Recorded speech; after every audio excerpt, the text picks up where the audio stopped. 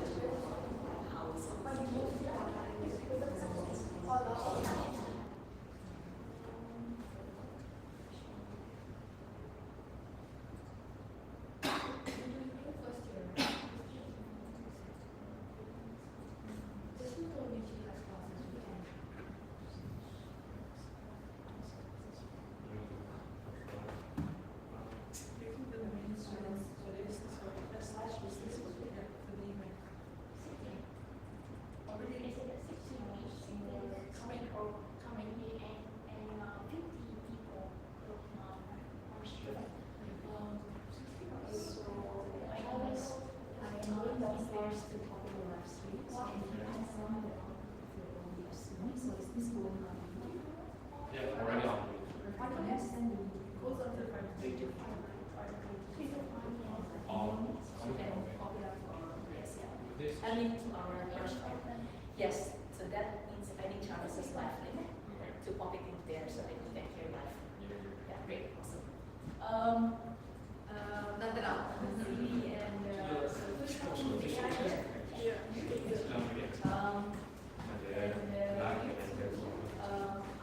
think if you can, so Kim is printing the rundown for you guys. If you can familiarize with the rundown as to like what we're doing, just we want to take the time and like get the guests to the event approve. 就是说他的那个接触的问题，是我这边的，不然呢，通常就是我刚才那个，就插这儿，然后那个它既可以过到这儿，然后包括从这儿也可以包括到那个后面去，就是任何这样，如果是别的话，都不一样。理论上是，你要拿到别的，就是可以这个音乐里面做过。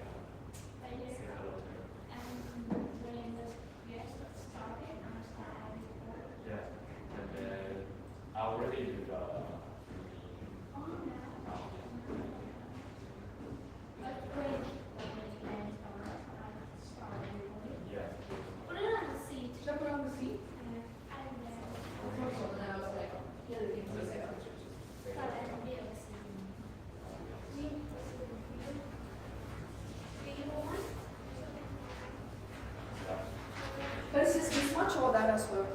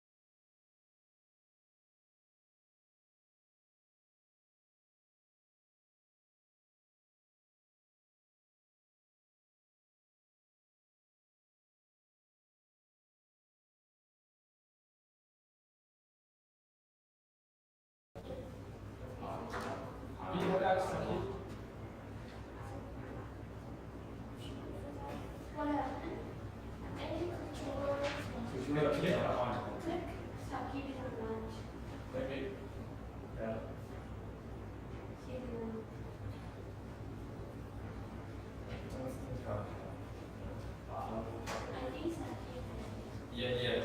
We normally have that one.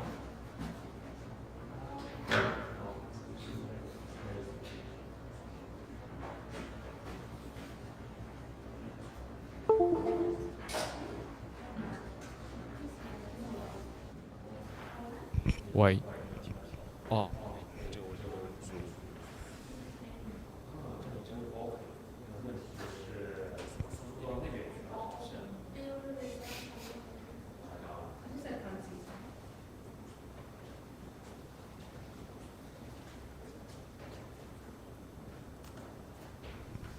喂，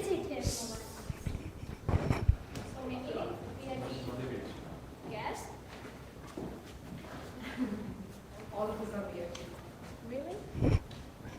Very, very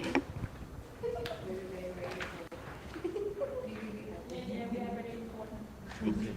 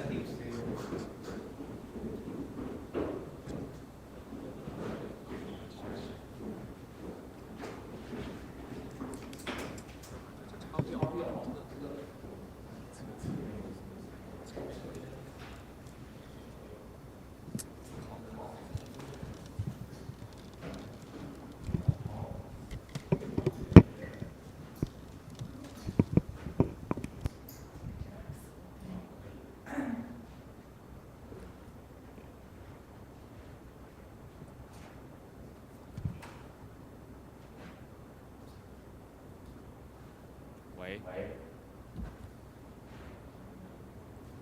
喂。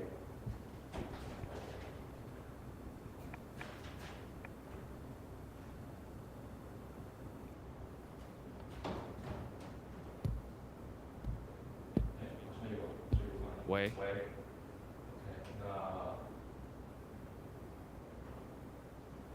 ，OK，那等一下，等一下，关键我就是不知道他之前是怎么用这个可以连接到这个上面的，他是硬插这个插在上面。那我现在最起码能保证就是output 的线上的是好的，线下的线下的现在要看他怎么把这个连到这里。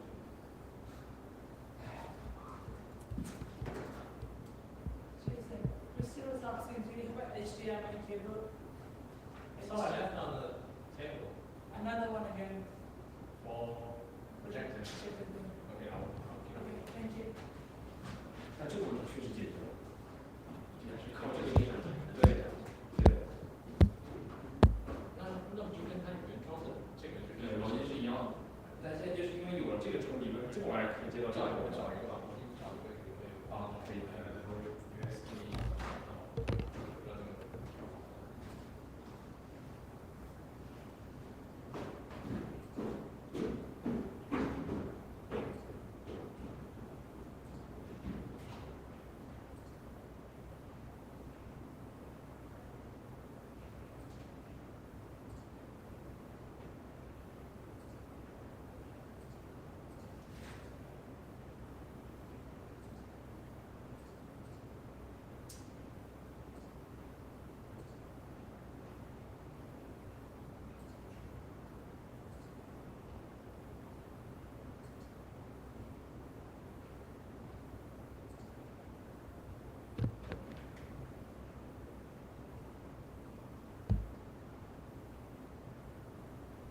喂喂喂喂，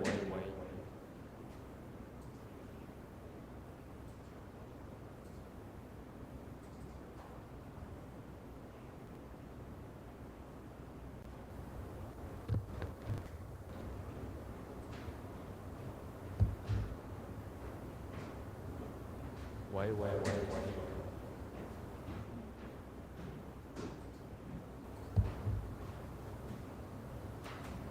喂喂喂喂。Yeah, I have a problem, and we fixed we fixed the how to put in the How come? yeah, but I have a note how to link this to the output. Well, it's coming from the computer supposedly, so this is line in, Yeah, and it lines into the computer. yeah, already yeah, how to output. Like it's supposed to be.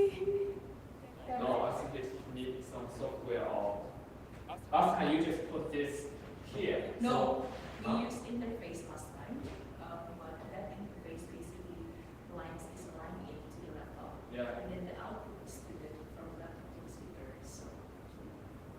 auto. Did it through anything?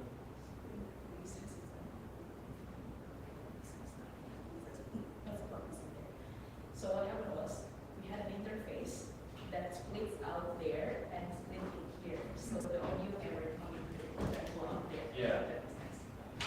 I think let's just use this, like a big there,好吧。 done, 好了, finally, 哦，决定了，决定了。决定了, okay, 是我。 can I, have a look at the line? 喂。 Link? 喂。 Right? 喂。我。 No. No. I have to use your old stuff.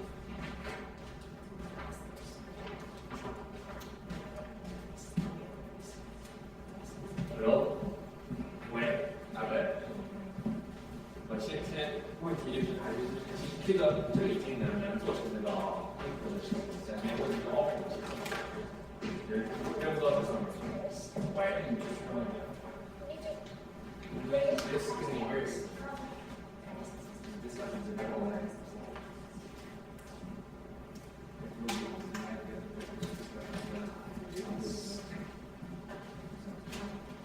Because there is a separate microphone that we're not using for喂。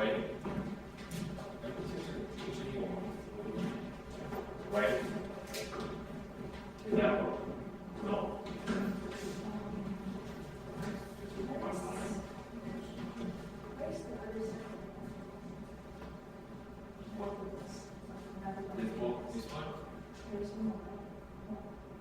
have two of these. 哦，还有问题。 Ah.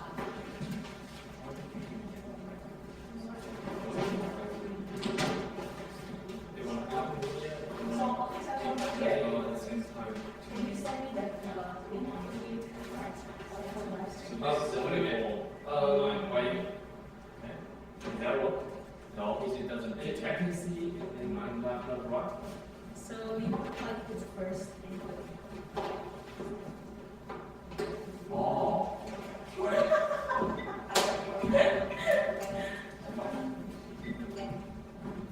Wait.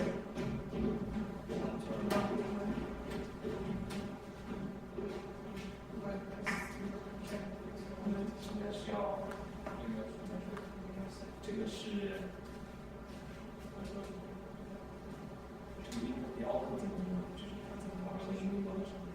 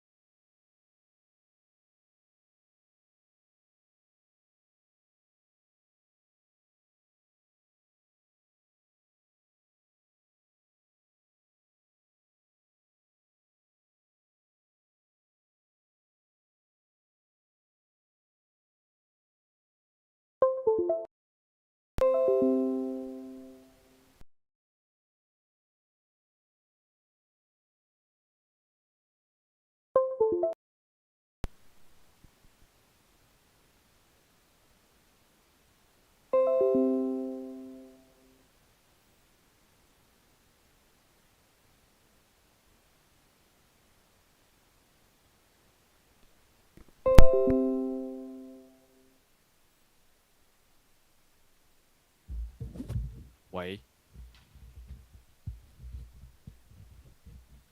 喂啊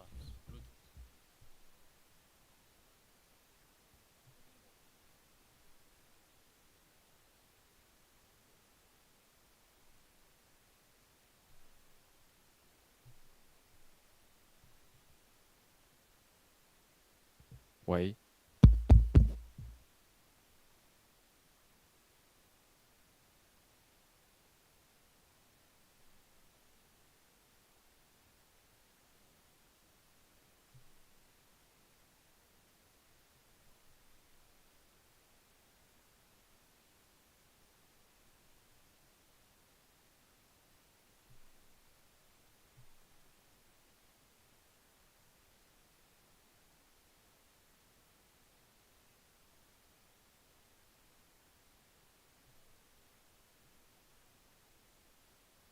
喂，你这次是用蓝牙连通的。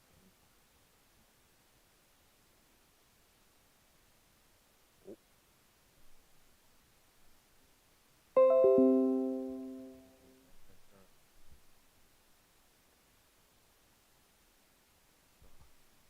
喂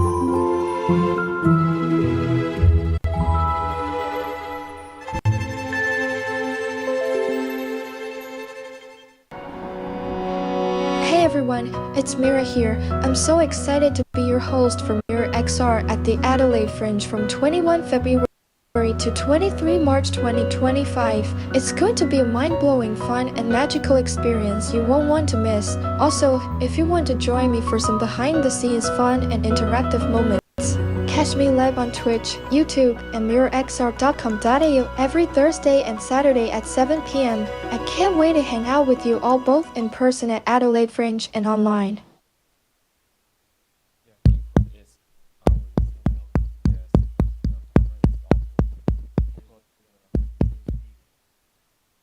喂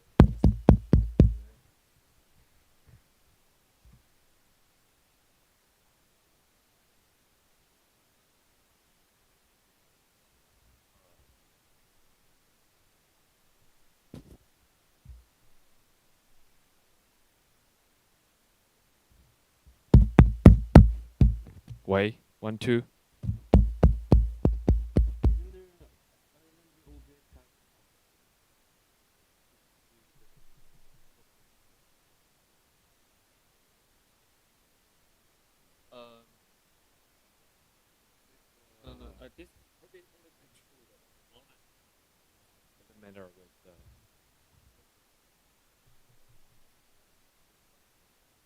Yeah.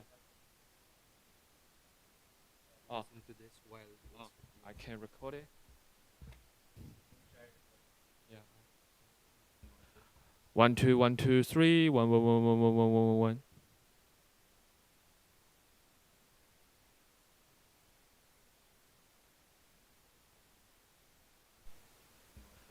1 2 1 2 3 1 1 1 1 1 1 1 1. Which one? 1 2 1 2 3 1 1 1 1 1 1 1 1. Yeah, import is work.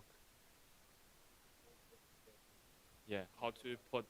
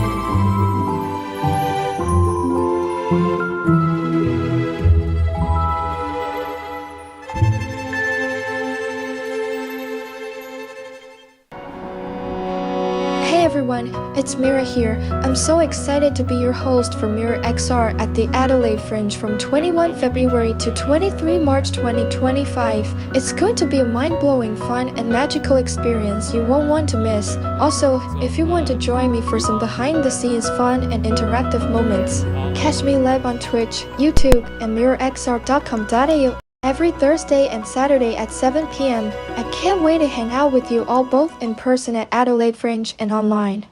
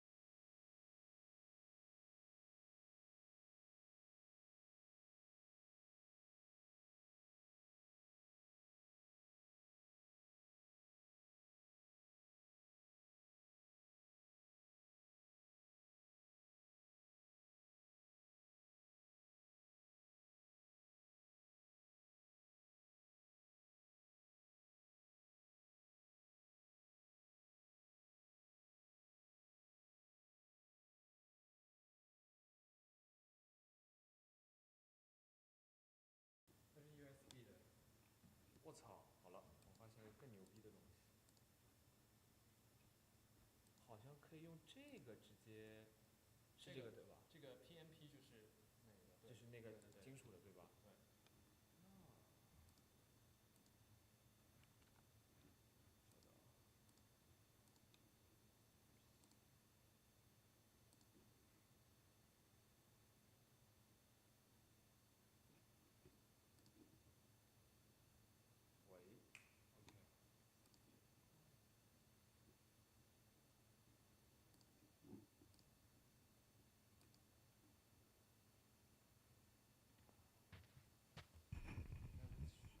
电视睡眠的话，就是这样子，它只显示电池，不显示数字。现在是已经关了吗？对，这样它就回来了。哦，我是它这个分膜。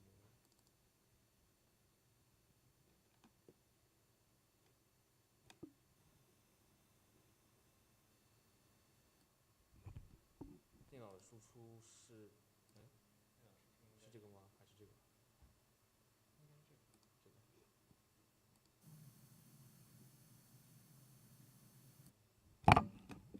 怎么回事？完。这是刚才的。这个有啊，怎么会？1 2 1 2 1 2。是吧？这个吗？我这里的输入是固定的。没有，你看，input 是这里。那我们这里也有。没有，只是因为声音出来了。这两个都有吧？你别动，我来。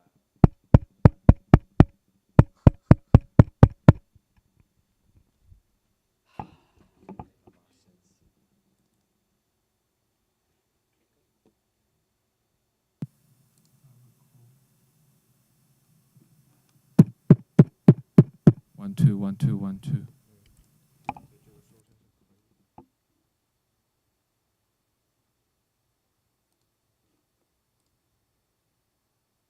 OK，所以我拿着这个，回头在那边用这个是表达出声。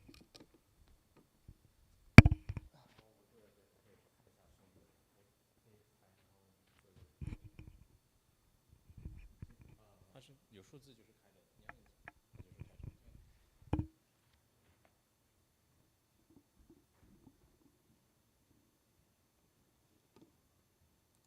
OK，see something. Testing 1 2 3 4 5. Testing testing. OK。感觉应该声音不是很大。OK，see something. Testing 1 2 3 4 5. Testing testing. 谁没说吧 OK，see something. Testing 1 2 3 4 5. Testing testing. 我听得到，但剧情。OK，see something. Testing 1 2 3 4 5. Testing testing. 行，老老实实吧，老老实实吧。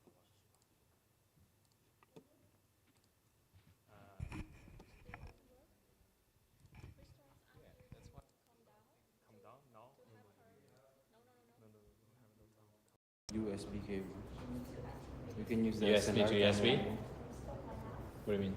The further input. That's the quality. Did you see the quality? What adapter you're saying? No, like you HDMI to USB or HDMI to HDMI to USB. Why we need HDMI to USB? Camera. HDMI out further input for their quality. Did you see the concept? Yeah. Are they happy with that? Let's just do it.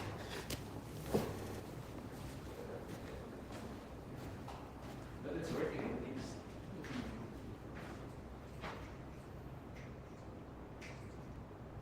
And this is the power one? Yeah. Driving is like this.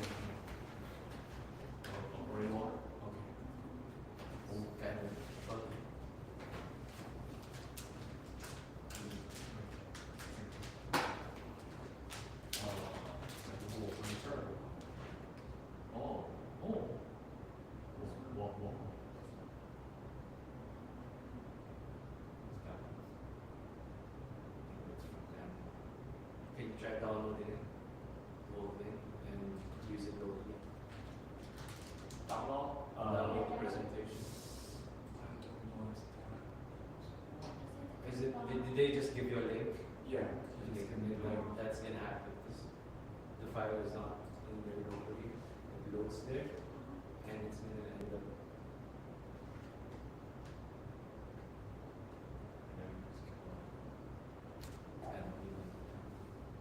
I use it to make PowerPoint, but I download the PowerPoints locally.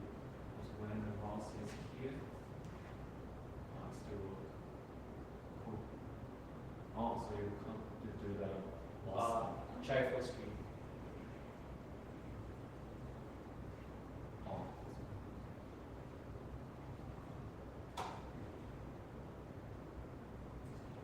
It was happening in the first one. There was everything first. Because with this, it won't eat up too much memory, but in full screen, it might, especially if there's too much animation. Oh. Yeah. Yeah, let's do more. Yeah. Oh. The animated parts. You have to get the file locally so it goes into the Or just just not full screen. or yeah. Mm. Either that or just That'd be live. live for everybody. I mean, if they If they start streaming through OBS, everyone can see animate. the animation because it's a remote.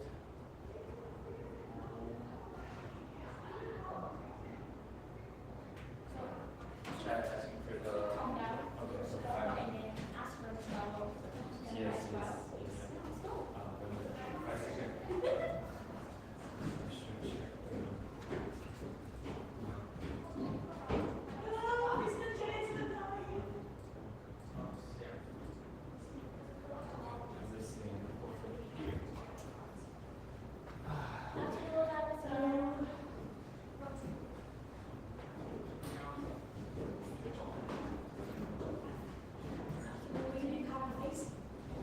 I'm just having an example. I'm sorry, sir. You have to you can organize it and then you recognize you.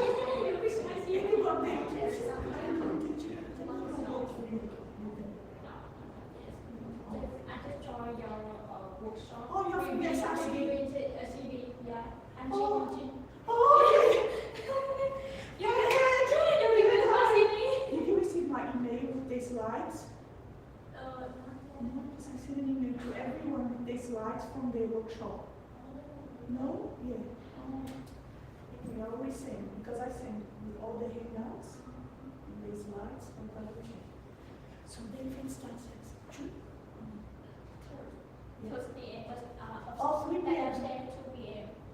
So the event start the first Which classroom? G10. Okay.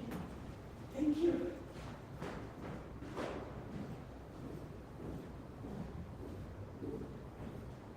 Yeah, I took the right side. Yeah.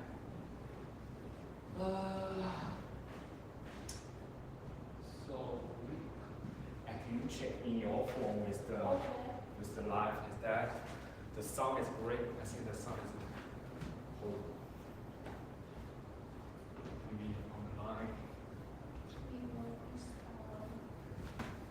Wait. Hello? Boom, boom, boom, boom. Oh, Yeah.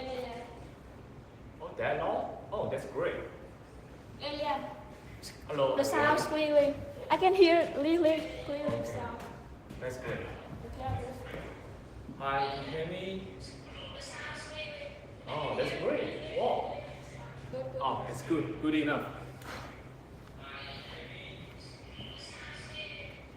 And also some. But it's more Yeah. than real. Also have some noisy. Yeah, if everyone Yeah. talking, so it's maybe the eyes is noisy. So noisy. Oh, it's come. Why they have this sound? Yeah.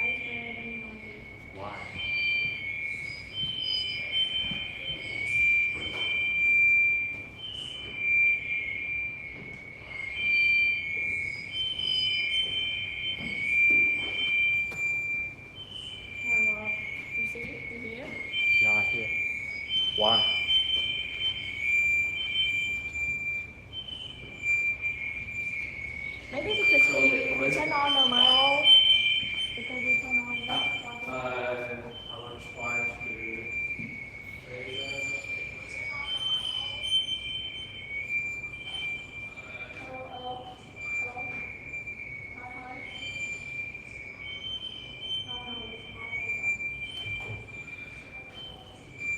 Wow, it's horrible. It's horrible. Okay, close it. I think if you can't fix that, then you can see why that happens. Maybe because your phone recording sound, so that's why. It's gonna be noise.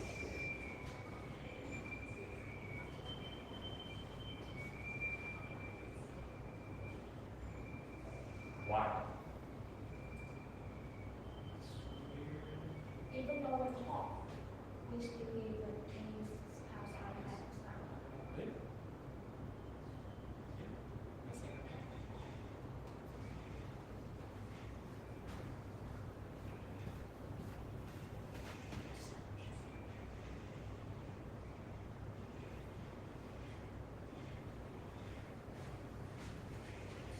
Eh? No noise. Why? Already better. Already better. Because of the microphone. Hello, hello, everyone. Turn on. Oh.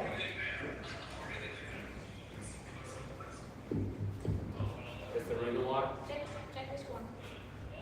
Okay, next one. Hello, hello. Do you hear me? Yeah. Hello. Hello. Hello. Hi. Can you hear me? Can you hear me? Hello. Yeah, yeah. Hello? That's one. Okay, next one. Eh? And the noise is just wrong. Very little. Yeah, I see my biggest. Yeah. Yeah.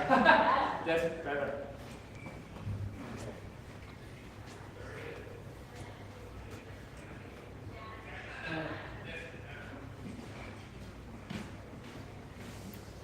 But how does live stream? How does live stream? It's only the camera screen one. What is that? Oh, that was not actually. This one. Yeah, yeah. It's up to you. You maybe can always or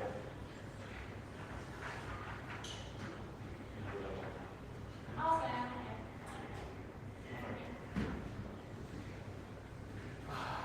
oh, because I changed this. I changed the voice. Can you change the English? Oh, no. You don't need to do that. Okay. Yeah, it's okay. No, okay. Only this time, you know? It's okay. So should we download the Oh. cameras or download physical, this? Yeah, I'm trying to learn it. And we have the movie and you have the distance.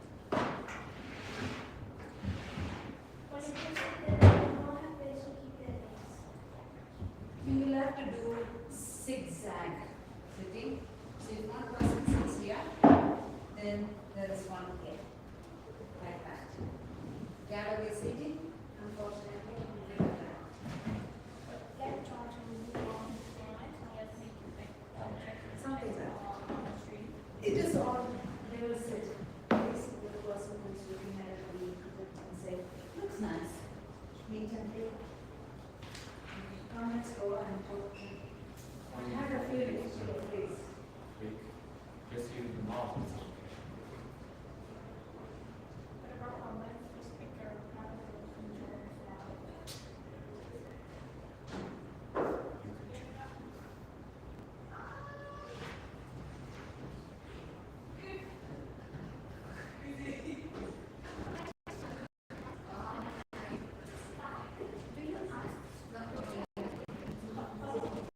It's okay.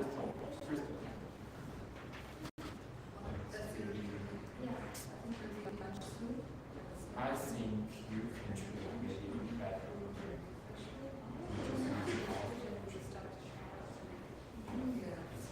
When he stops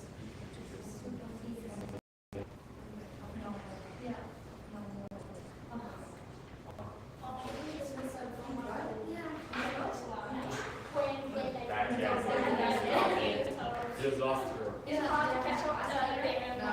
Yes.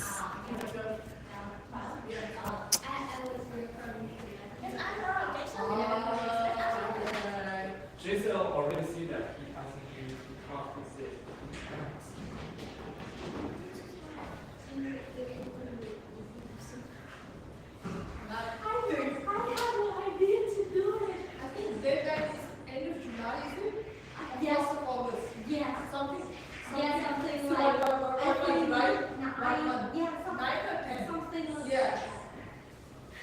All you have to do is write journal every week. And that's the time, right? It's not module. It's all about project capstone, exposition, get ready question, and she discuss about each individual project, and she give feedback, and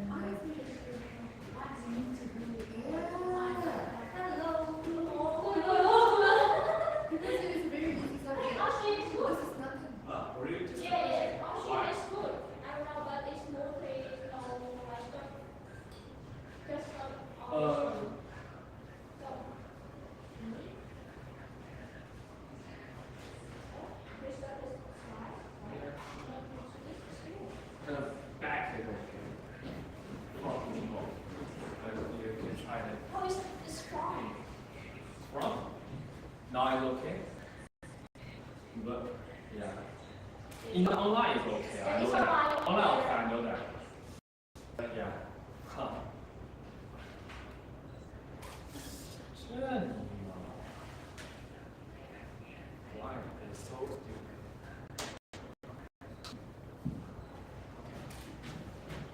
How about if we press on the controller and on the Mac at the same time? Same time. Yeah, at the same time. There will be a double click. Maybe. 3, 2, 1. Sorry. Right. To the right. Yeah. So you will do it this way. Okay. 3, 2, 1. Yeah, double click.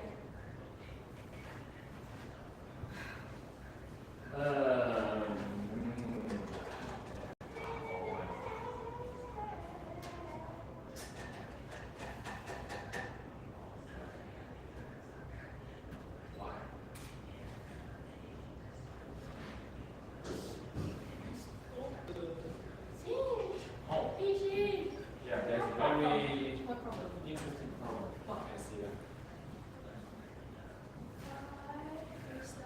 So if you use the controller to take the slide to show, do you have the field download? Can download it to us? Can we Just have give me the one field. of Yeah. the- Don't use the online. Because someone in online messaging that if we use a slide locally, so it's Yes. not working. I'll share the channel link with you.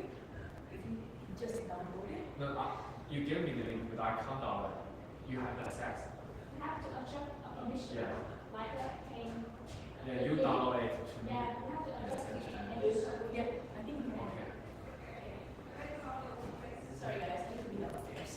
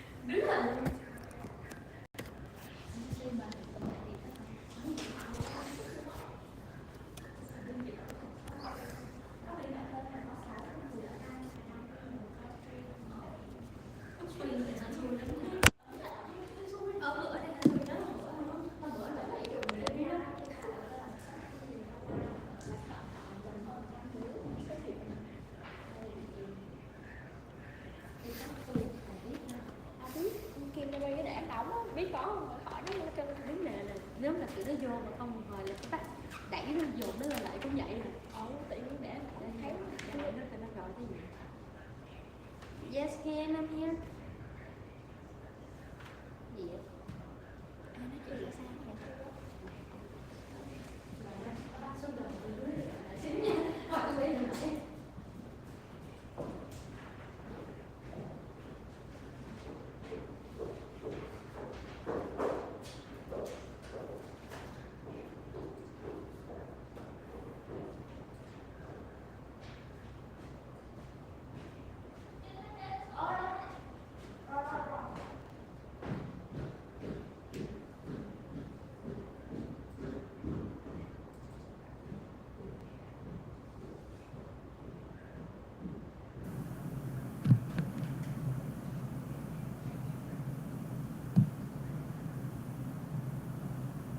喂。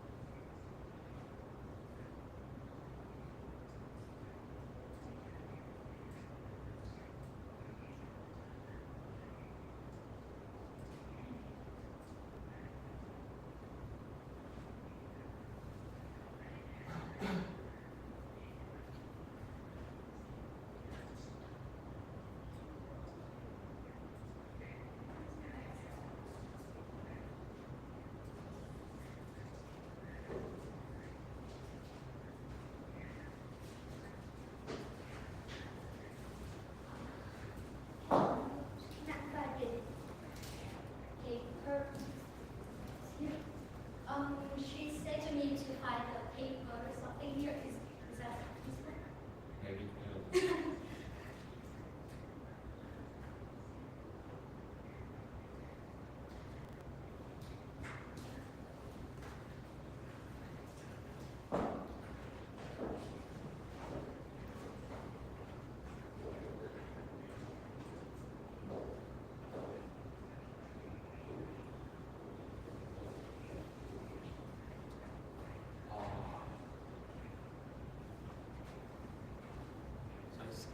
有点吧。这么真实吗？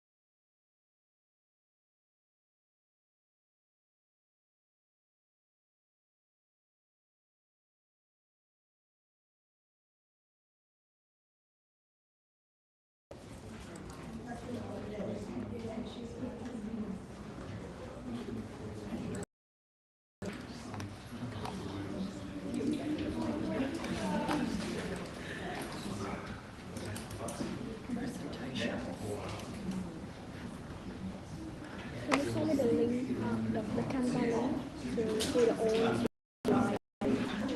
this reservation. The camera. Camera? Yeah, it's already on. Yes, this screen is the camera's link. It means something like this. I just move to the screen. Yeah. You see the mouse here. Oh, maybe. No, mouse here. And then you move.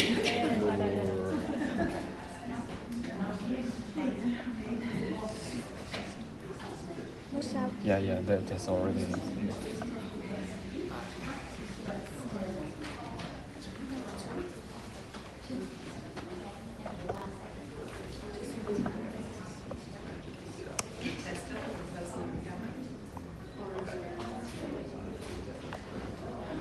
Do you want a tester if my head fits in? Yeah, it's great. Are you cutting it off? Oh, we should open it. That's what happens with recordings usually.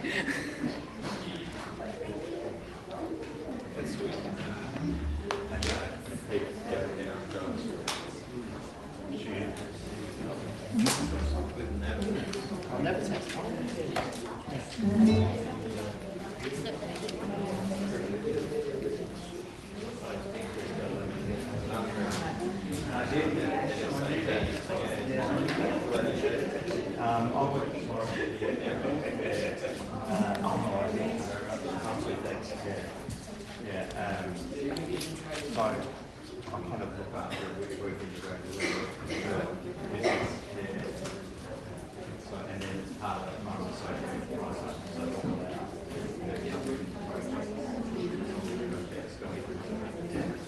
Yeah, I need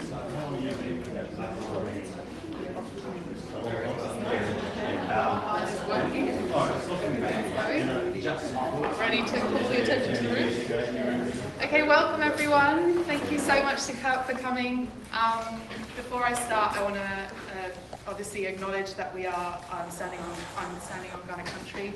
I'd like to pay my respects to elders past and present, and extend that respect to any Aboriginal or Torres Strait Islander that might be in the room with us today. I'd also like to extend that respect to any First Nations person that might be joining us online here today, not just across Australia, but also other countries that are tuned in today. Because we're talking about mental health, I think it's really important to acknowledge that our First Nations people experience extremely higher rates of psychological distress and mental health conditions compared to non-white Australians.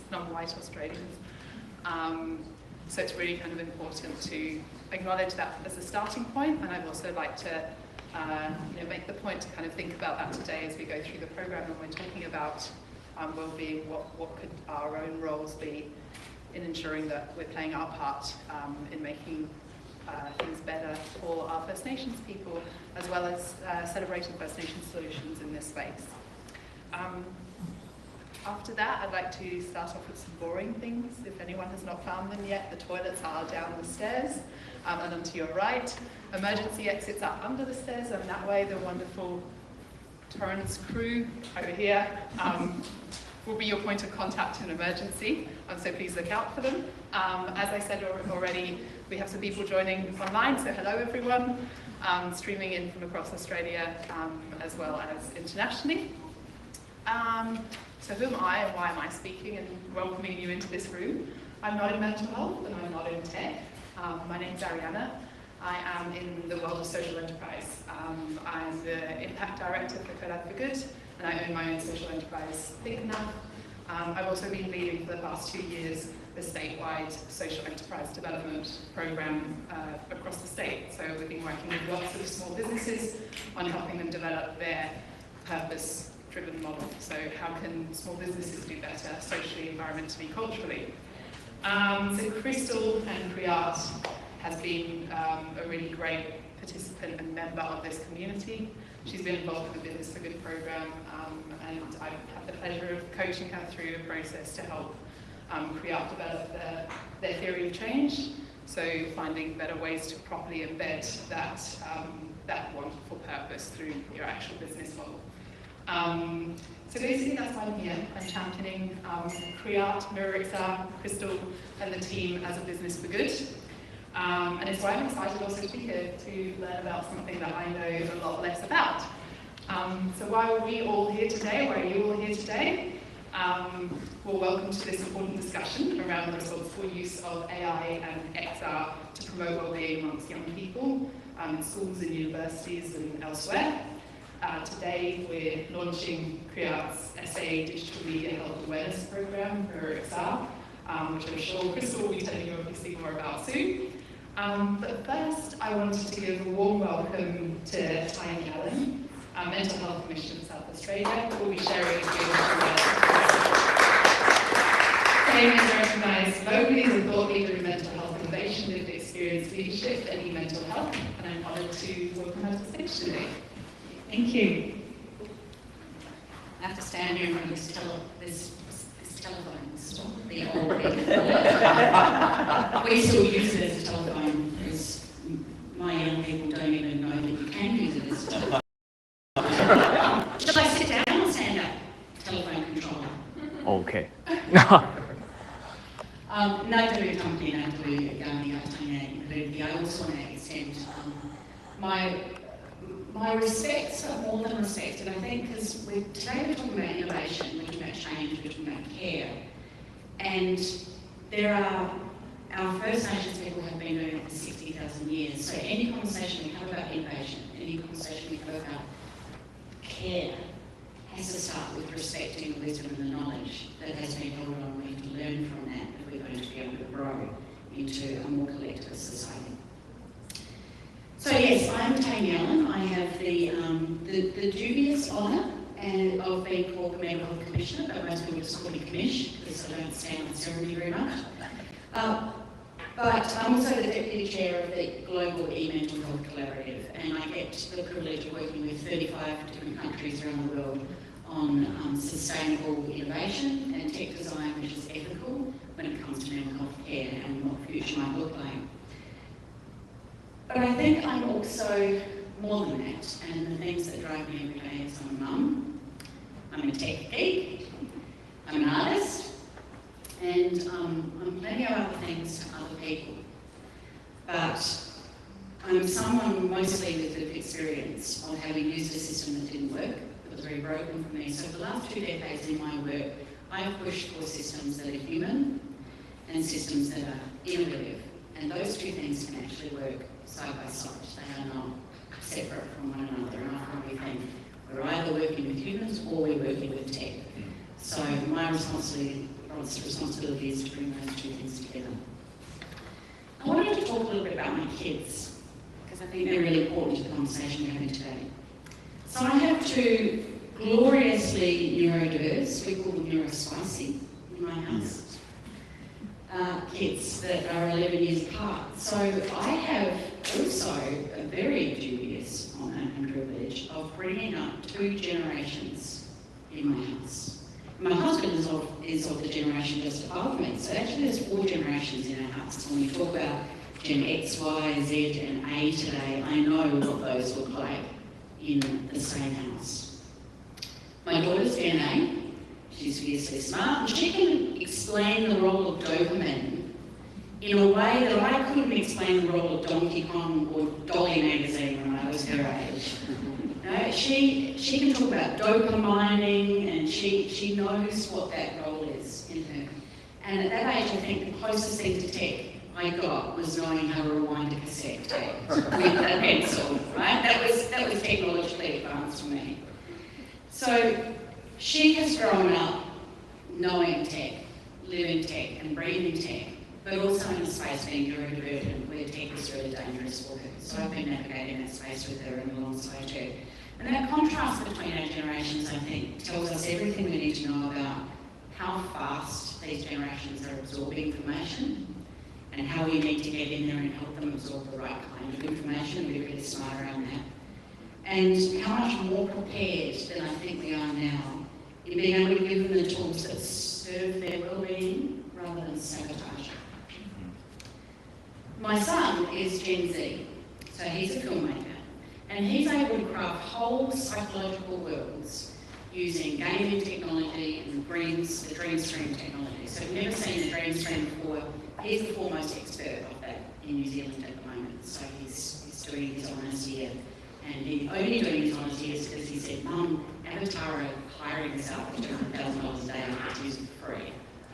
So he is using those technologies now as a filmmaker, entering that new world of filmmaking, where we're not necessarily going to replace every actor with an avatar, but we're getting that way.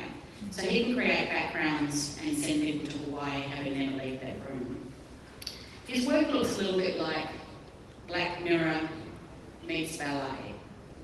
It's really haunting and it's really beautiful. And I've dragged him up to be a social justice advocate. So his work speaks to the tension that people of his generation now feel every day between technology, future and well-being. He talks about reality, identity, and those spring-based expectations through his storytelling, and it's super powerful. Those aren't abstract issues for him and his crew. He's daily negotiating the difference between his generation being controlled by the big corporate giants and what doom scrolling looks like for them, and he is subverting that by replacing some of those doom scrolling with what he calls cineminis, which are cinematography, beautiful films in 30 seconds or less. So watch this space. I think my kids and those examples of why something like Mirror XR resonates so deeply and so deeply personally for me. They speak to me about not only what our kids' generations need, but actually what the rest of us need just to keep up with them. Digital environments for many young people today are built on algorithms that are optimised for engagement. They reward hyperstimulation, they reward emotional sensitivity, which is not always a good thing. For kids that are neurospicy or emotionally vulnerable, it can be really overwhelming and can subvert the pathways we want them to create in their brain around emotional regulation. So in my house, although we are very, very tech savvy, we turn the Wi-Fi off when my Gen A gets home. And she knows we are a Wi-Fi ready free zone. And she goes, but Mum, you're into tech. And I'm like, that's exactly why we are a Wi-Fi free zone, because those are the moments we get to connect with each other. You can spend that time online. And I think we'll talk today a little bit about how education needs to move and not just be tech-oriented, but how do we also cater for those kids where tech isn't such a great thing. So the impacts of when tech goes bad, particularly in education, they're not just theoretical for me. I see them in mental health every day. I see them in clinics, I see them in our crisis service, and teachers tell me about seeing them in schools. So I think it's an important conversation we have now. And what makes Mirror XR powerful, I think, is it doesn't just repackage old content into just another app. And those who are into tech would know that there are over 50 or more apps released on iPhone alone every single day around mental health and wellbeing. And of those apps, less than 20% of them have any clinical governance or lived experience input whatsoever. So we can jump on an app and get for wellbeing, but we have no idea whether those things are good or whether they have any evidence behind them. So Mirror XR is grounded, but it's also embedded with evidence. And you've got the right people around you giving you that evidence and that safety. It's the kind of care that's intentional and what I'd like to see across more tech. It's prevention designed and built for emotional literacy, trust, and genuine connection, which is lacking in a lot of tech these days. In my work, I use tech a lot because I have a team of 4 people. So tech happens to be a really great productivity tool for us, and tool being the operative word. I use tech to build digital tools that help people navigate fragmented systems of care. I co-design with people who have lived experience and they've experienced the worst parts of those systems. And they design it with me so that we don't repeat the mistakes of the past. I work with developers to centre their work around safety and ethics and dignity in product design. And we test AI tools that frees up time for clinicians so they can actually spend that time face-to-face with their clients. In the past, I've created some immersive VR technologies. One was called Recovery, with VR being in the centre of the name. And that was a tool for people and clinicians in particular and families to understand from a first person's point of view what it was to experience psychosis, far beyond what a textbook could ever tell them. But those were the days where VR still make you feel really dizzy. Yeah, after 5 minutes. I also love what tech allows me to do on weekends. So I used to be a chef, and now it helps me create Michelin star ridiculous recipes in my own home kitchen. My husband is a musician and composer, and so AI helps me create music videos for him in a few days that used to take thousands of dollars and a few years to develop. I hunt down sustainable designer pieces of clothing at op-shop prices by getting my AI to contact the factories designers make them and ask for samples. And I've personalised AI health coaches for people so that it's not just about how we lose weight or how we eat or how we feel, but actually how immersive and holistic can our goals be and motivate us to get there, even when motivation drops off. So tech can be extraordinary, but it can also be deeply harmful. And that's why we need creators like you, Crystal. People who are willing to build tech intentionally, to question the defaults, to slow things down and ask, who are we building this for? Are we adding? What will it feel like to use? And are we making our society better and more connected? Mirror XR, I think, invites us to learn. It invites us to think about how we learn, and invites us to support each other. And it allows us, as the old fellas, to evolve alongside our younger generation. So thank you, Crystal and others in the room, for seeing young people as your creative partners in this, not just as people you ask to test stuff, you know? And I want to thank you for including artists, for including teachers, for including parents, for including mental health professionals in the way you design. It's not just a game, although it's fun to play, right? Yeah. So thank you for putting something hopeful, something intelligent, something genuinely caring in a space and a time that genuinely needs care and connection. So I can't wait to see what emerges over the next few years, starting today. Thank you.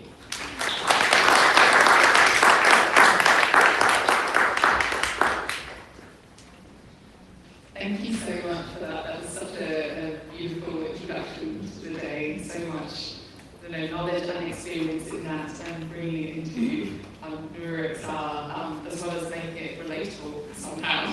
So thank you. Thanks very much. Next up, we have Peter Graves from Social Enterprise Hub from Torrens University, coming to also say a few words, considering his great support for everyone. Congrats, Crystal, in making this happen. Really love your passion, your vision, your resilience, your persistence, and all that you've been doing.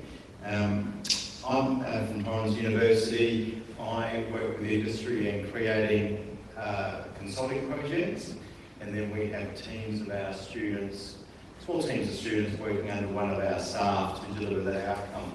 So Crystal is one of our clients, and so we've been doing some market research around the product and how it can be taken to the market.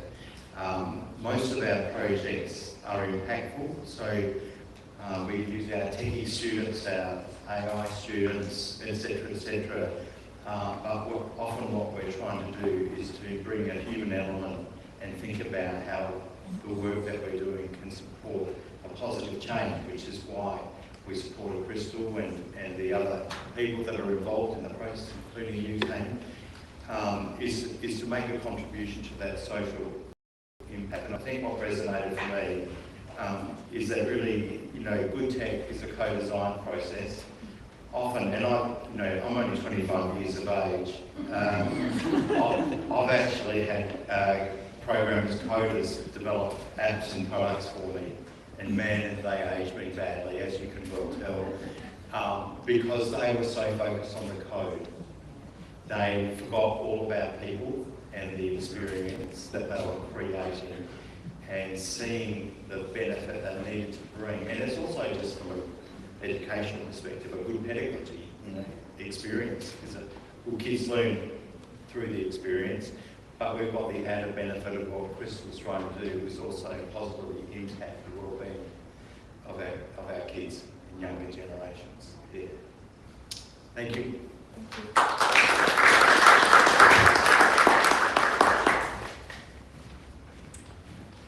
Next up, we have the woman of the hour, Crystal, come share a few words about her exam. Big round of applause.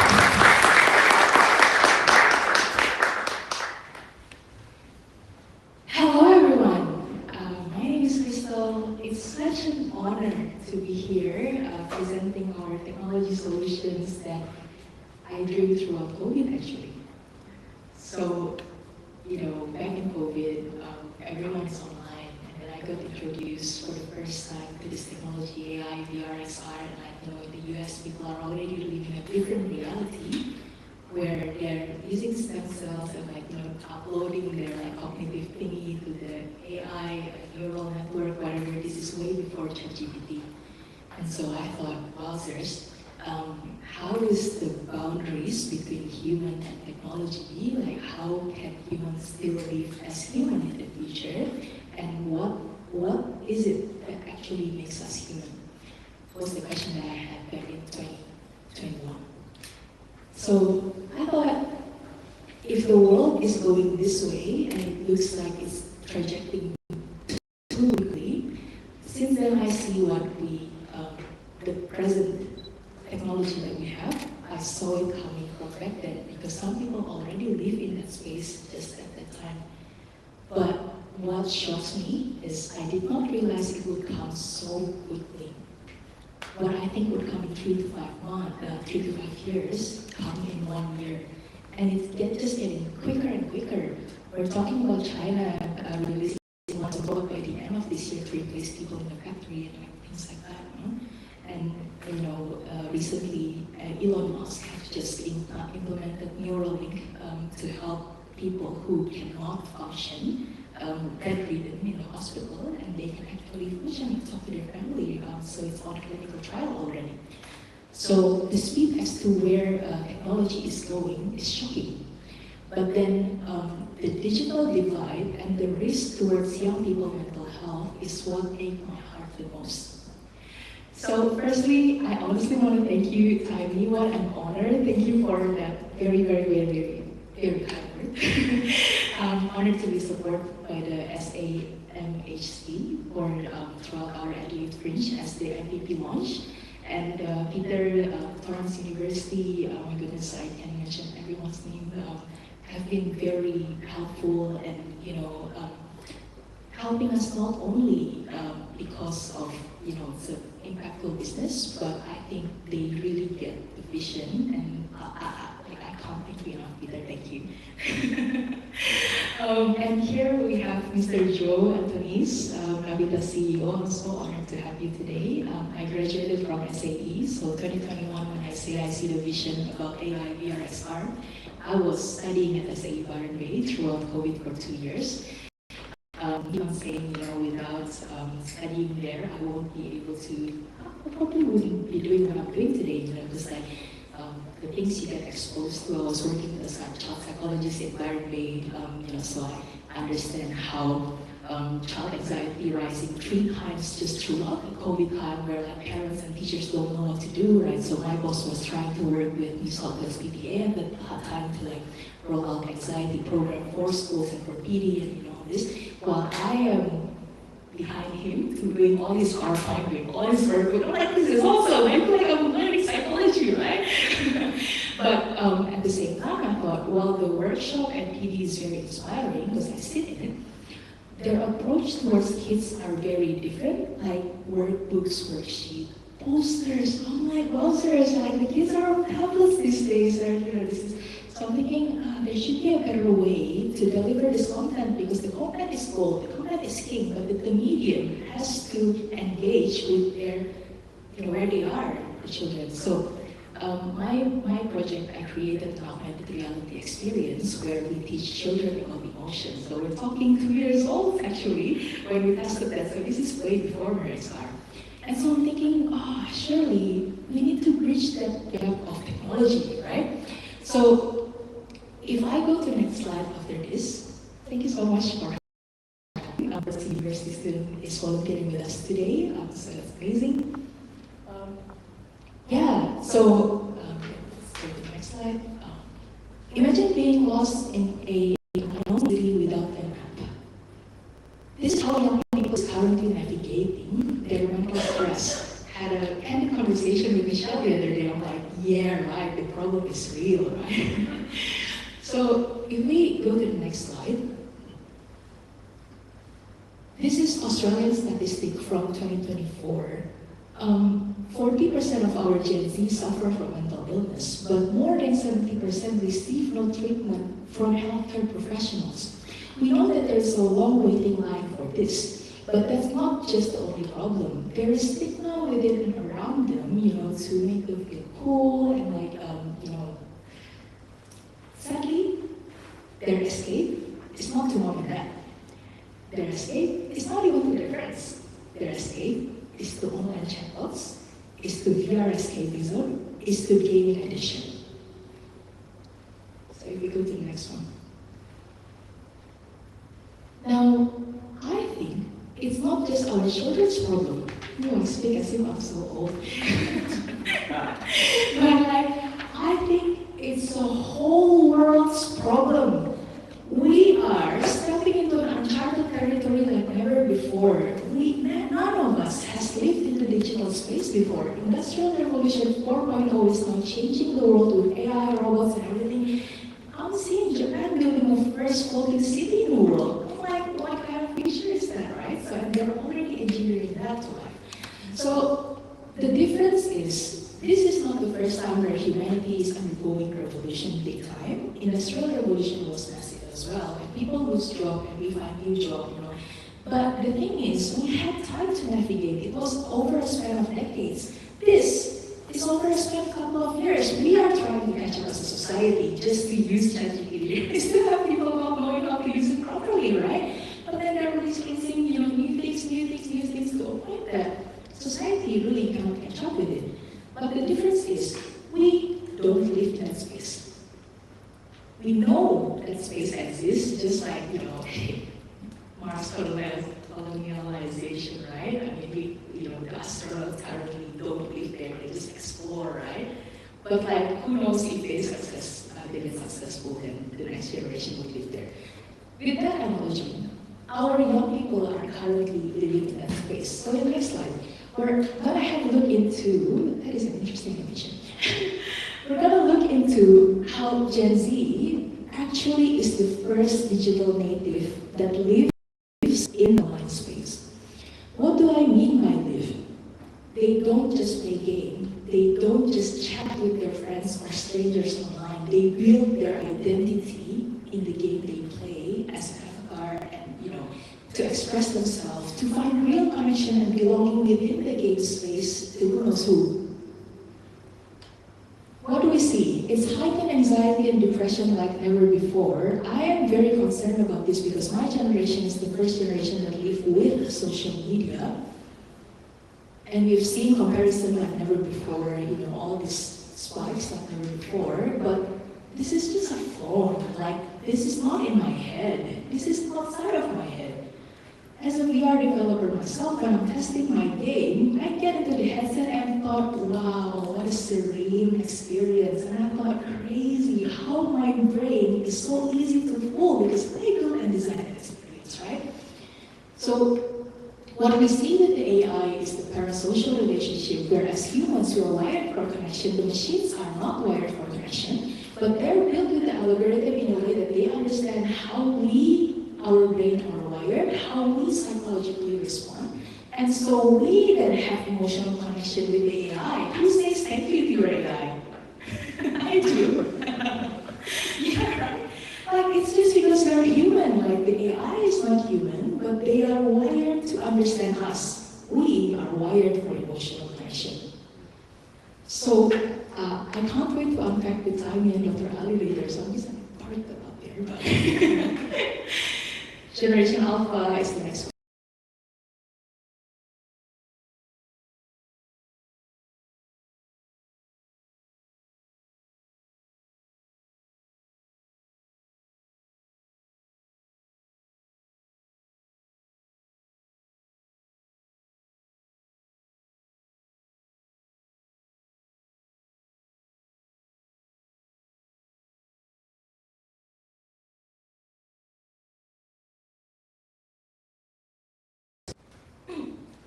So if I look at, I'm running out of time, that iceberg up there is basically the tech we see that is currently commercialized, that is currently available to use, whether it's free or it's paid, right? But within that, even businesses don't know yet how to use it. Time is an expert, I see. Not everyone has created a music video with AI yet, right? But see, that tool already exists, right? With the tool that already exists, our society are still catching up. But what's underneath that, right? As a technologist, who does things that we are kind of scuba divers, because we know what API is available, what we can be finding, like, what model is, can be utilized to create those products. But really, we don't know what's down there. So that's where researchers and experts and, the Google DeepMinds, and I would say the big brothers, yeah, they're the one who actually knows. And like some of these people were talking like CTO of Google, ex-CTO actually quitting their job because they're scared about the future. Right? I guess to the next slide. But the thing is, this is what we see from that cut of an iceberg. As an example of the blue part being the explored path and the white one is unexplored, we see that Gen Z spends 2 times of their social life in-game as compared to real life, and this is 2022 statistic. We also see that Gen Z is the biggest spender in the digital assets, as in they actually spend the money you give them online, not to buy food. Could be virtual food though. Virtual food. That still counts. That's what they do, right? 49% of them feel better about their self-image after playing game. Like, oh my goodness. 60% of them feeling most themselves in game. This is 2024. 64% find belonging, which we should find in families and friendship circles, but they find it in the digital communities, again, who knows who. So what is the main issue? We're seeing gaming and digital engagement as a form of escapism for them to cope towards their mental stressors that can lead to addiction if not regulated. Well, is the tech so bad? Of course not. We do see amazing things, right? Enhanced learning, playful learning. If we actually implement this technology for good, regulated, designed for child-friendly, child-safe human AI, proper human AI interaction, not to replace human-human interaction, I think we can use the tool for good. So, we get to the next one. So why are these technologies very powerful? It's because of the science of immersions, presence, and gratification. All this gaming, all this AI, very swift answers, you type in something, the next second it comes up with a thing, right? You don't have to spend like 4 days doing a video, you just do like, wait for 40 seconds. We can't even wait for 40 seconds, right? Then ChatGPT generate an image for you and it says like, everyone's trying to generate an image right now, can you just wait? And so you gotta wait for 1 minute and you can't do it and you block and then you go to another tab. I'm like, far out. You know how it takes a designer to actually design the thing? Anyway, so Charles is in the rising. Yeah, there you go. Anyway, so because of it is built with psychological principles, neuroscience wiring, through engineering and computer science. That's why our young children is easily addicted to it. So, sorry to say this, but can I say that this is actually our generation's responsibility?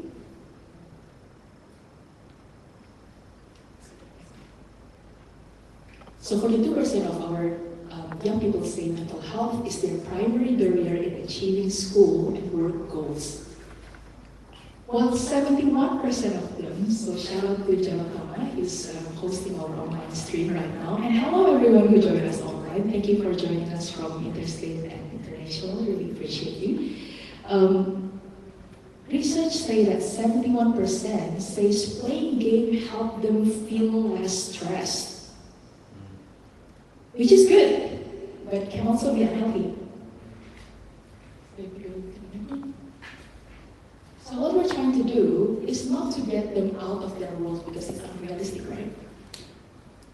Although I love the social media man, but you don't know that. We're trying to repurpose the platform that they escape into to be a more regulated and a safe platform where they still and mindfully from their stressors in everyday life, but at the same time allows them to connect with their emotion and enlighten their mind so that they can have the skills to then have use it practically in their everyday life with another human, right? So let's go to another one. So our goal is not to replace professional help. We are here to bridge the gap. We are here to raise awareness so that young people are more open towards discussing about mental health through storytelling and gaming narrative, where they have a subject which is our character who is struggling in mental health to point towards when they want to talk to their friends about things like anxiety, imposter syndrome, cyberbullying, dealing with failure. You know, they can safely point to Kira and say like, hey, what do you think you would do if you were Kira, right? But like they don't have to point like, oh my goodness, I'm actually stressed. What do you think I should do? So next slide. Oh, that is a good disclaimer. We are not a substitute for professional help at all, although we try to be helpful. So we want to introduce a non-invasive, immersive edutainment, where 76% of Gen Z already say that games allow them to feel like they're a part of their story rather than just watching it. Like, that just means that if we step into the gaming platform and create a safe experience that inspires this next generation, we can actually influence them from the inside out. So our tech is built based on storytelling, where we integrate emotional, cognitive, and linguistic, and the tech itself, of course, the AI, VR, AR, and then we have psychologists grounding, predominantly gaming psychology and neurocognitive behavior, that are research-based. So that means we only release features that are already grounded from research, or we test our feature in a research project before rolling out that feature to our games, basically. So many people ask me, why would you do that? That's like a lot of money, a lot of time. I'm like, exactly, but I don't want to really, tell people that we're helping people when we actually are not, so. Let's do the next one. So Mithira, our AI, so she is inspired by a Japanese character anime where children already love, and the anime culture is currently shaping this like fever and the gaming. So we are character relevant so that young people feel engaged and safe, while also have fun, but also in a helpful way. Next slide. So this is our show at Adelaide Fringe. Look it out for next year, so it's going to be fun. Thank you, Daniel. Daniel's our amazing statistician. And so we do it to the next one. So These are what people say after experiencing the show. They say it feels real, it feels peaceful, refreshing, and we have a demo downstairs, so after this you can try the VR as well. The next one. Our future goal, which is say 3 to 5 years ahead because of the development timeline, is to build a safe AR/VR mobile gaming, creating a safe online community, not just a game, so that young people can connect and belong and foster their emotional well-being in a safe environment digitally. So, I am so excited to welcome our panelists. Taimi is really inspiring. I actually spent my best hour of last week listening to her podcast, her interview. About lived experience and how she shared her personal journey and successful to help people. I think pain turns into purpose is a very powerful drive. So thank you for what you do and for your very different approach towards preventive mental health rather than curative. So thank you. Please come and join us. And for Dr. Ali as well, his research is mind-blowing. As we write our school programs and curriculum, thank you better for helping us in that space. We're aligning with his research and his advocacy for what teachers should do, what schools should do, and we're taking the books 1, 2, 3, 4, 5. Oh, this is awesome. We're alive. Would you mind joining us on stage, please?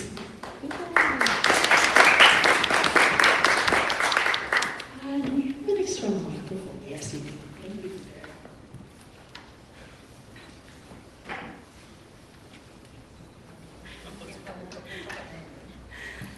Okay, so I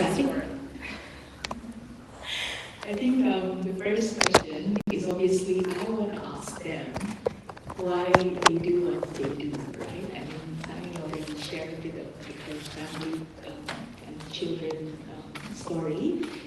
Maybe this question is kind of more for you, Dr. Ali. Why do you do what you do concerning AI education? So I think this is the 28th year of my association with higher education. I feel that, and I know there are people out there who might disagree, but I feel so that there are certain professions that need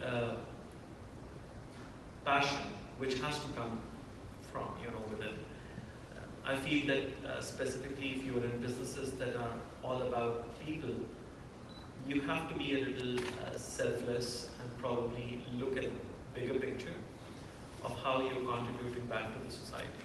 That's what my feeling is.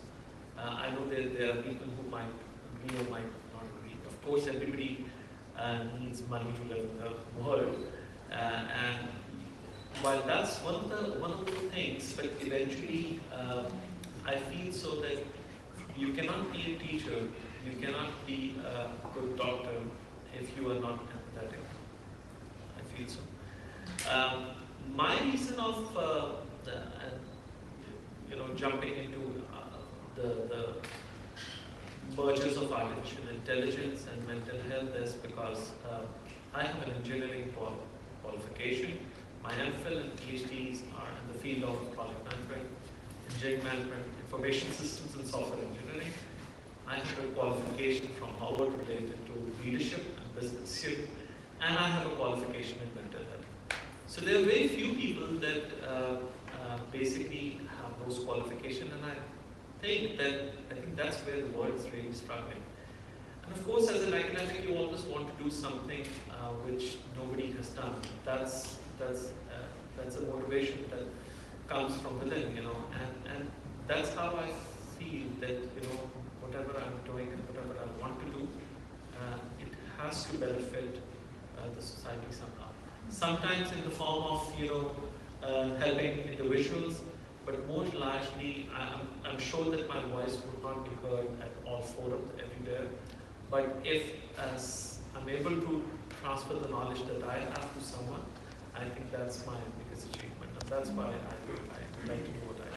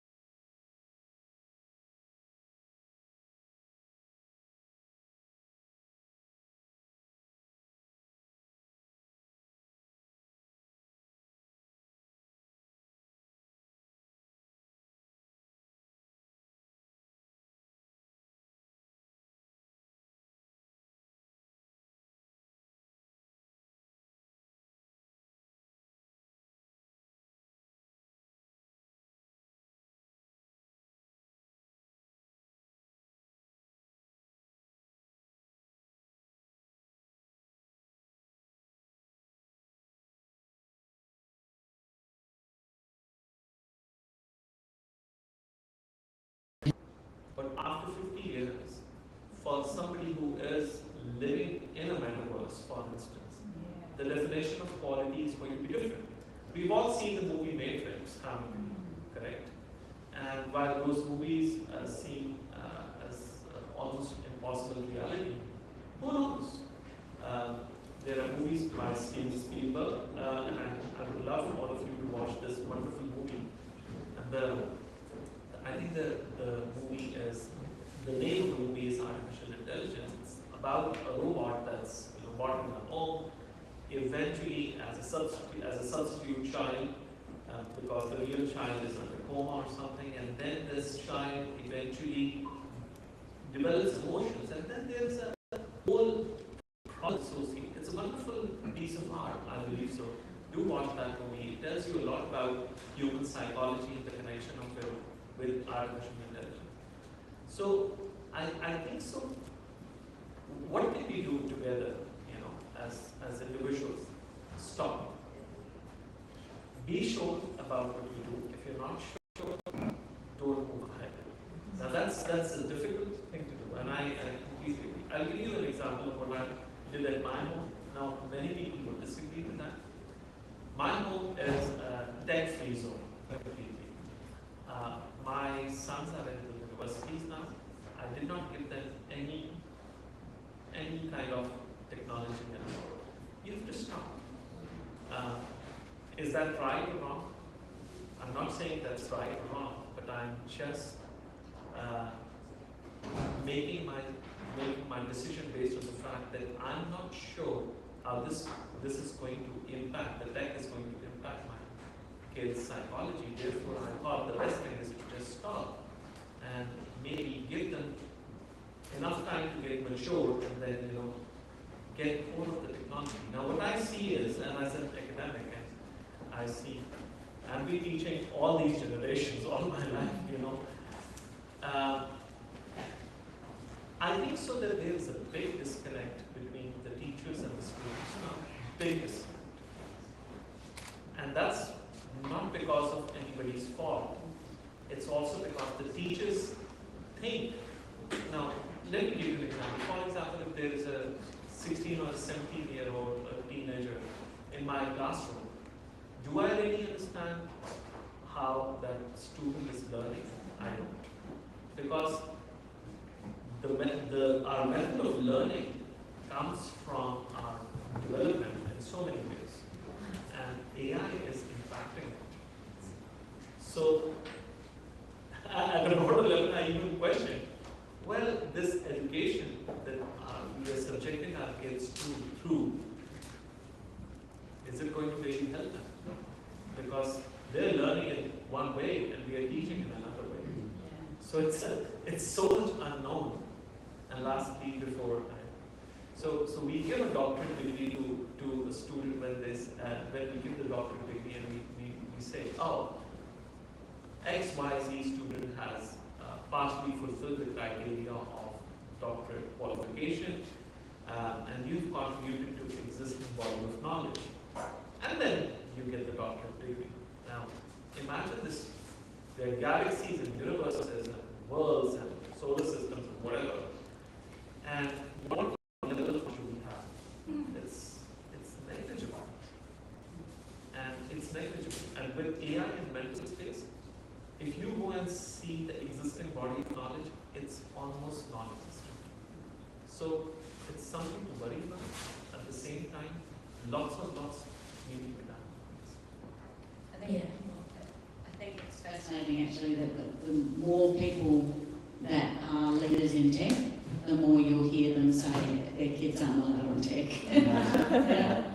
There's a couple of things I wanted to add to that. One is we hear all these horror stories about kids that have been involved in AI or have developed relationships with Avatar and then become pear-shaped. And I think going back to your call really to action that we are responsible for this is whilst we don't have a lot of tech at home when we cut things off, when we do have tech, we do it together. And so I've taught my 12-year-old how to build an AI for her. And she knows that I will go back into those chats and read what she said. So she wants to have a conversation with it. That's fine. She might not know yet how to have that conversation with me, but she also knows that I can access that. And so there's a safety. And she set it up to speak what I think is quite ridiculous Gen A language, like this say I said to her, "Say girl." But that's how she wants to relate to it. And she knows it's not real, but she does talk about the relationship she has in order to develop her own emotional regulation skills. And I think that's really important. Even if you don't know how to use AI, sit down and learn it with your kids. I think that's really important.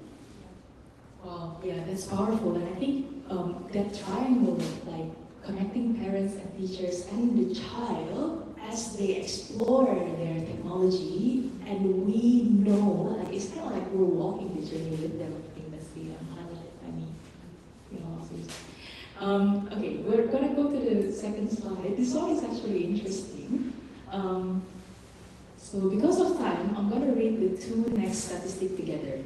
So this one says that video games can support emotional needs and transport players into the stories. So that one, the previous one that says 76% of children feels like they are part of the story and not just watching. Jessica, I'm honored to have you here. You may not know me, but I know you. Thank you for being here. Personalizing my game character or avatar helps me express myself. So this is the difference between the Generation X that plays the same game as compared to Generation Z and Millennials that plays that interaction. But their emotional response is very different.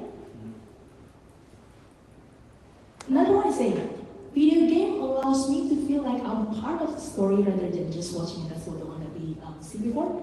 Experiencing success, this is quite interesting. In video games, boost my self-confidence. It's like the thing that they achieve in game, the things that they problem solve in game actually becomes their like personal achievement.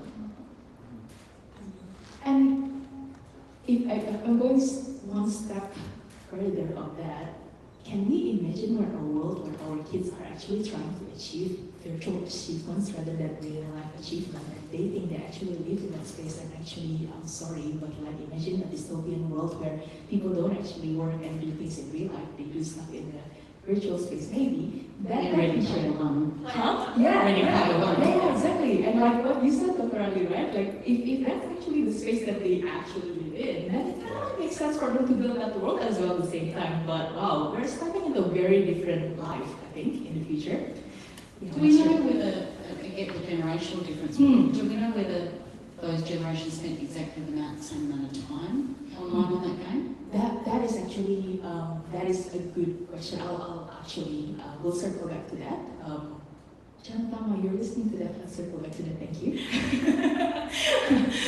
I just think it's interesting, because if I spent 4 hours online on the game, I spent 4 hours online on the game. Yeah, that makes sense. I feel guilty because I've got other things that I have to do.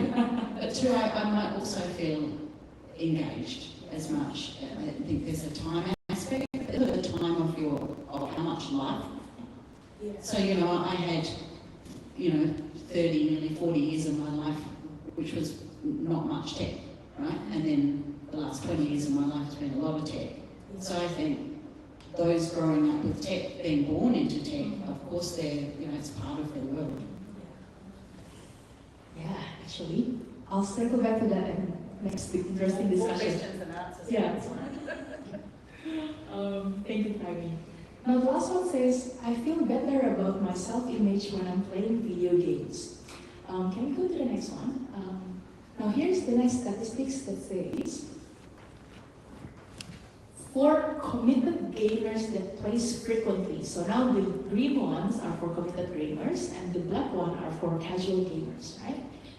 They say that often playing game provides social and community benefits for the one who played game every day. Now, it says like I enjoy playing video games with my family, so that's fun. The second one says that playing video games help me stay connected to other people.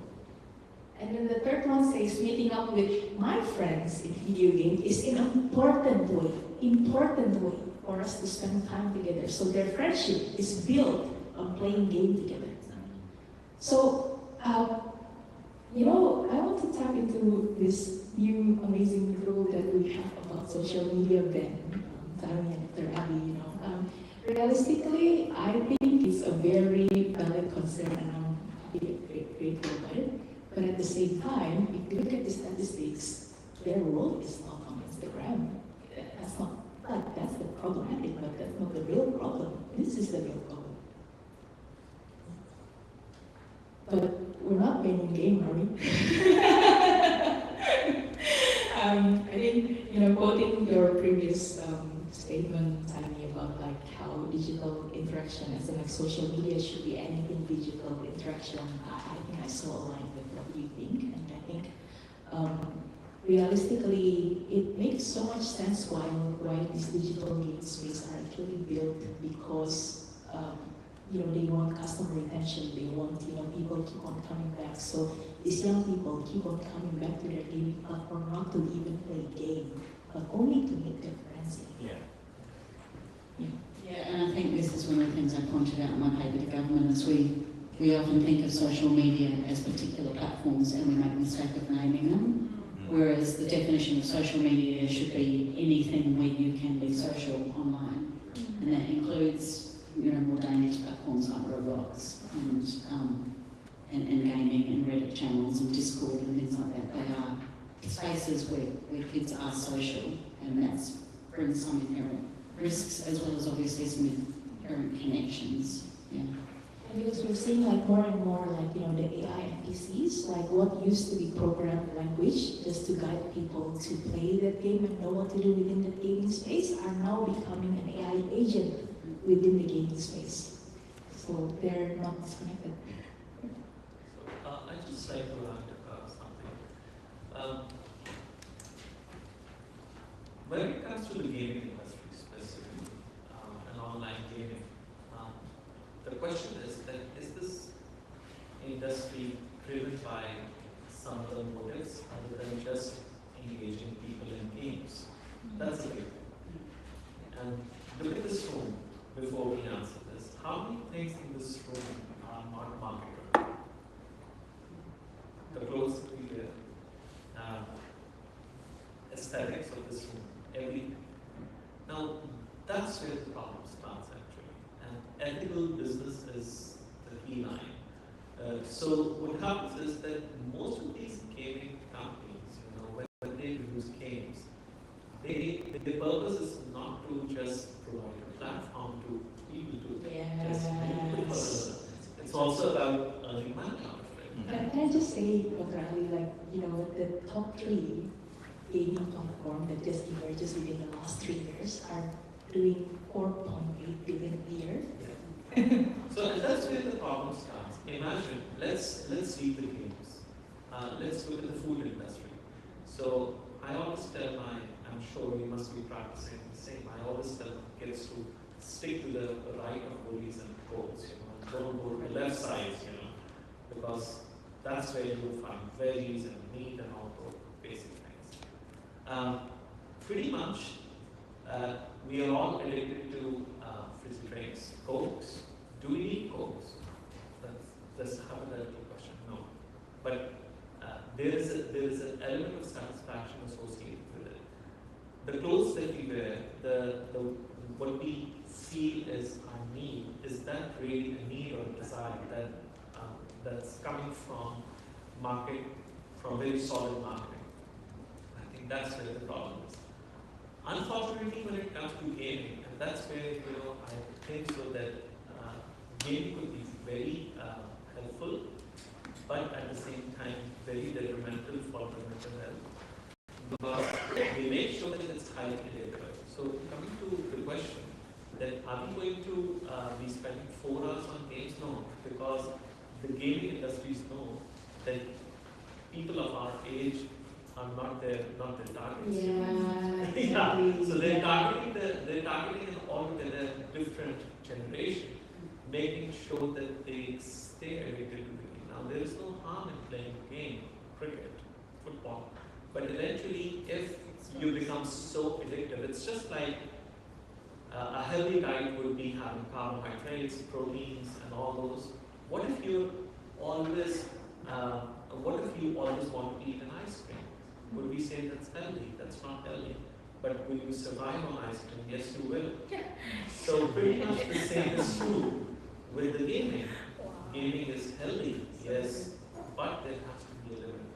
So I've met a lot of gaming companies, and they ask me this question: oh, our gaming is meant to facilitate human well-being, and that's a question which I don't buy very quickly, to be honest with you.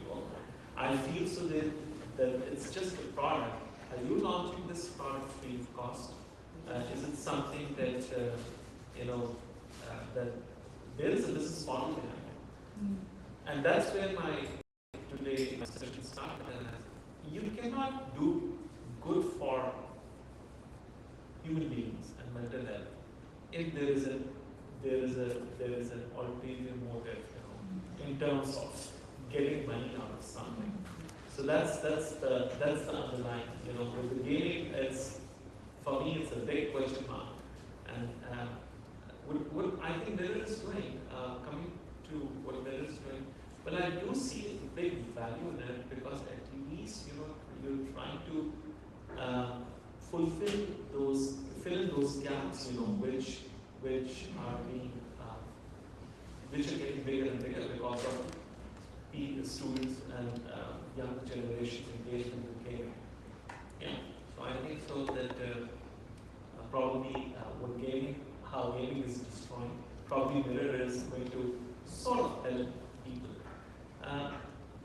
Lastly, before I just Hopefully, yes. that's why you're here. I think what is emotional intelligence?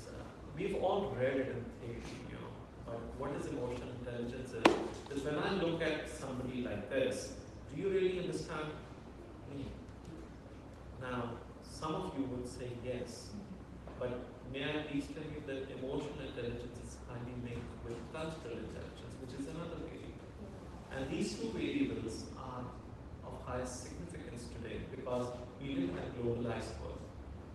Now, again, 2/3 of the world's population coming from 4-5 countries, and you have a very high emotional quotient living in Australia, but a very poor cultural quotient.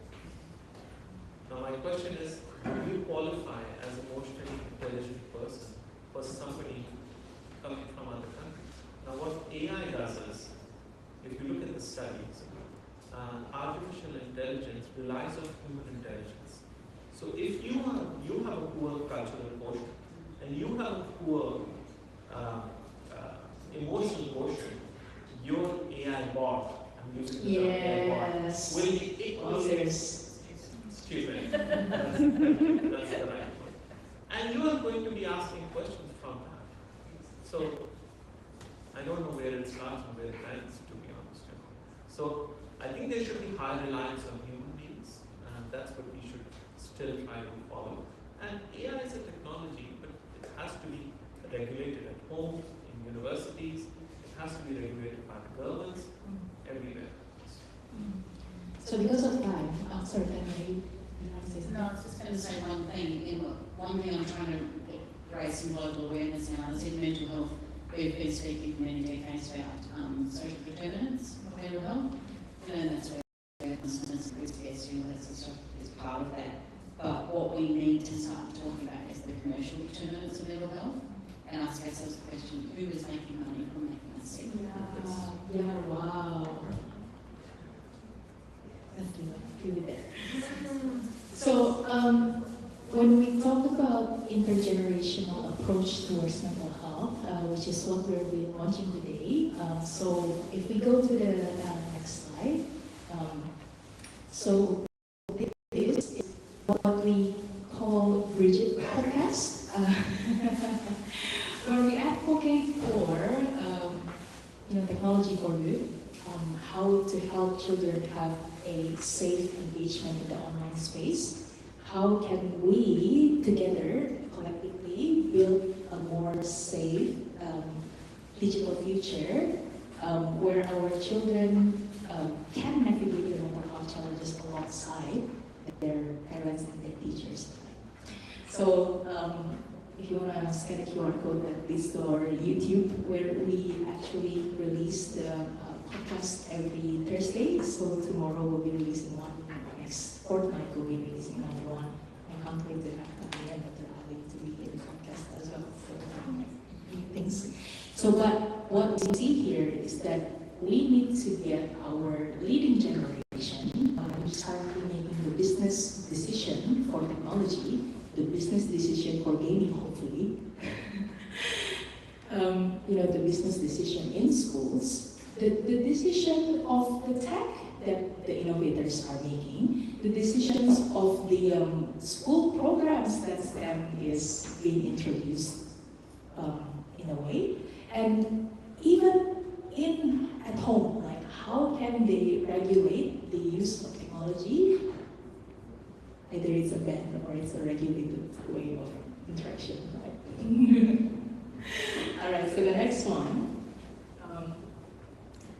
So this is the community impact, where basically we want to partner with schools, universities, and community council to bring that same awareness in person. So thank you again, Torrance, for hosting us. So we will do more of these sessions, specifically throughout February and March. We call it season 1 of the year because we're running Adelaide Fringe and we want to advocate for mental health for the community. And then the month of October, where it's the National Mental Health Awareness Month. And my goodness, I am honored to actually advocate this cause alongside experts in the field of creative technology. Most of them are my mentors. So one of them is my previous boss. One of them is generous people like Taimi, so I'm honestly very, very honored. But I do believe that as we advocate this, we would raise awareness for within our circle of influence so that we can have quality conversation that change this trajectory for good in the future. I think that is what we can do in the short term. While in the midterm, we're actually building school programs where we're open for pilot this year for 3 schools and 3 primary schools and 3 high schools that we would use as a test case to then build towards a more scalable, where I think it needs 3 things. The first is immersive literacy, where it's currently not up in school, including AI safety and the AI XR space. And then it also includes the hands-on use of technology, where students can use the tech tools, but not just use the tech tool, but understand why or how they are built, so that when they actually play their game, they can start noticing, oh, actually that UI is made for me to think like that. Oh, actually, that moving sparkling thing is actually telling me to buy that thing, not because it's actually worth my money, but it's just designed that way for me to be enticed towards, right? So, and the thing is where the mental health, we actually want to have that as a discussion, so that safer topics like imposter syndrome that is very close to their relatable struggles, right? Dealing with failures, how can we be resilient while facing setbacks? Oh, I can speak about that a little bit. Or how can we deal with cyberbullying? What kind of boundaries you set personally, and who or what kind of interaction you look out for. So I think these 3 is our next stage of midterm. Well, and then the long-term one is building the gaming platform itself, where basically, if you see our Adelaide Fringe, is basically our MVPs rolling out on different iterations as we build the actual long-term game. So, yeah, and I think honestly, it's not mine. It's not my responsibility, I want to say. I think all I'm saying is, I'm committed to build a tech that helps people, and I cannot be thankful enough to people that supports me along the way, because I cannot do this on my own, right? Like when I build school program, I'm like, oh, Ben, can you help us look into this, please? So I'm super grateful for people who supports us along so much. If we do it on our own, the tech can only do so much, but the community will raise the children for our future. So by that, I want to ask what you think, Tammy and Dr. Ali, about the safe tech use in AI. I think because you just have like maybe 5 minutes around that. Yeah. I have a little bit of a vision of a future that's in education, that's planted from a seed of where things are happening elsewhere around the world.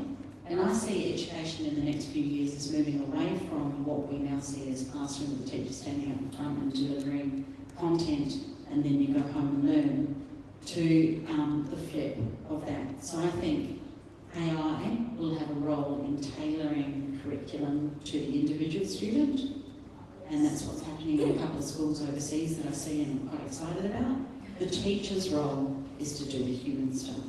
So the teacher then teaches them how to get out in the garden, how to go tramping, what fitness and healthy food, how to cook, how to code, how to do financial literacy so that you grow up with an understanding of how money works, so that you grow up with an understanding of the powers at play in making the decisions you do. That will be the teacher's job, and the schools that I'm watching.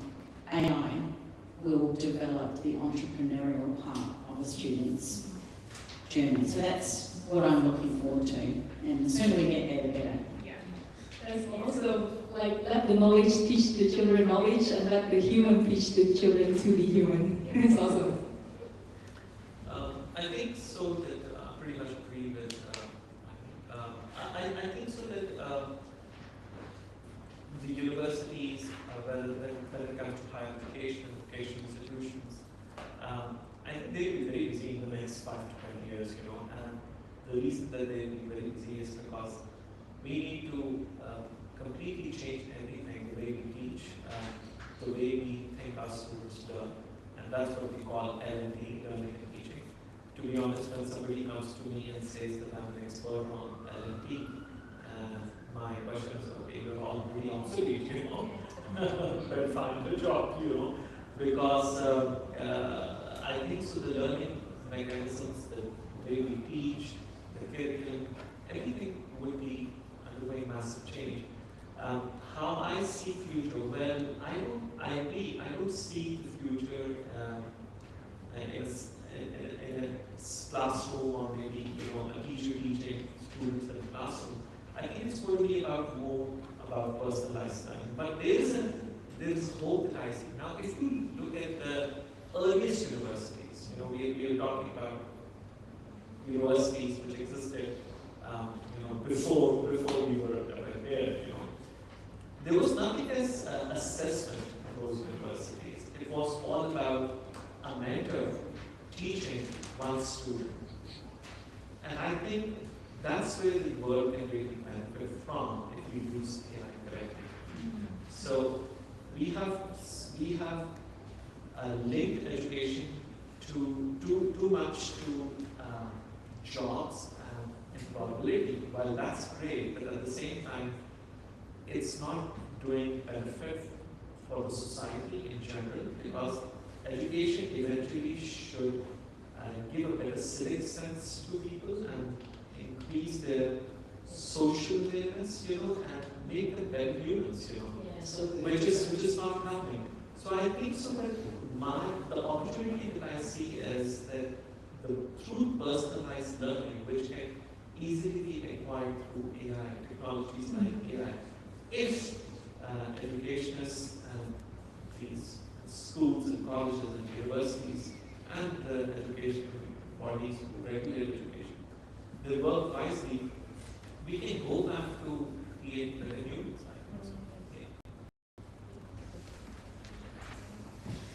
Yeah, I think I want to put a challenge. Is anyone here a teacher? Okay, and to online too. I want to put a challenge to you in how you use AI in the classroom, because I've seen this work really well.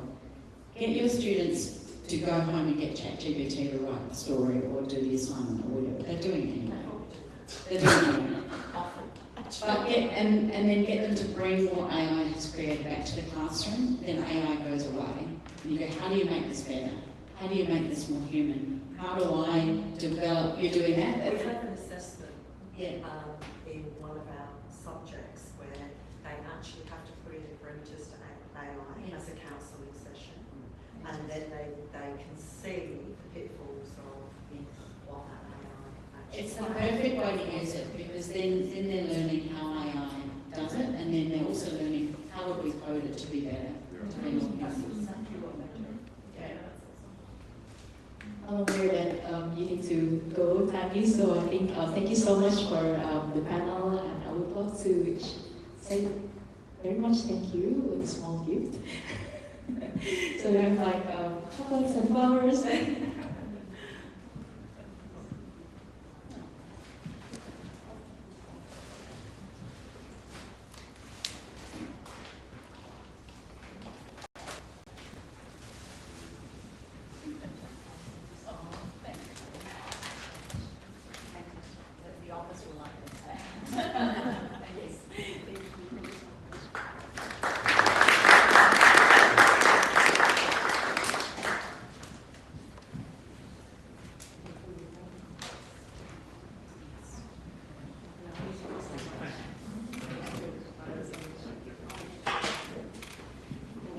Do you mind if we do one quick picture, please?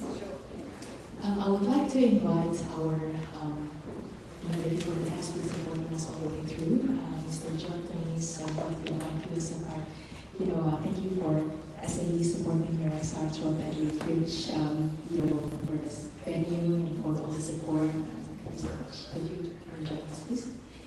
And I would like to invite Ariana, who's our Business for Good coach as well. I mean, she's very insightful, very inspiring, strategic, but also very empathic.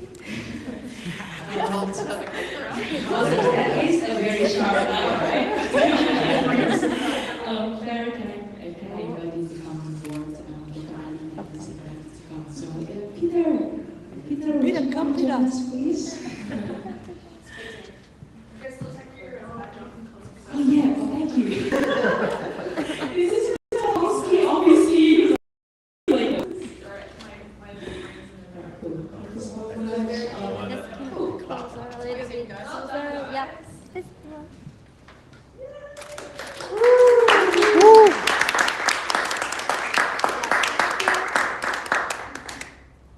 Right, now for the cake. Yeah.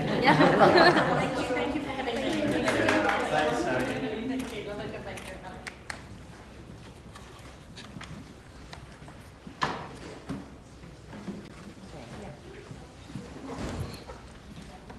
Are you over to you?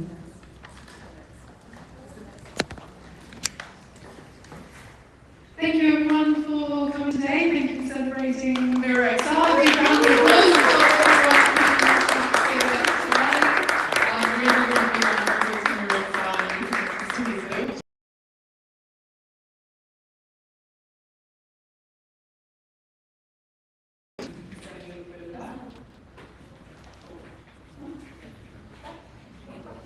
Next one.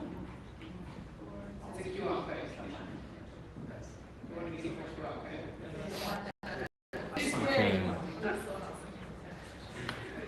Might need Crystal's help, yes? Crystal's help for, well, the call to action, like Crystal has mentioned, is we've got two, Mirror XR has two school programs that are open for pilots, so both high school and primary school. On the campus now. So, that's cool. So if you go to the next one, the slide before that, sorry.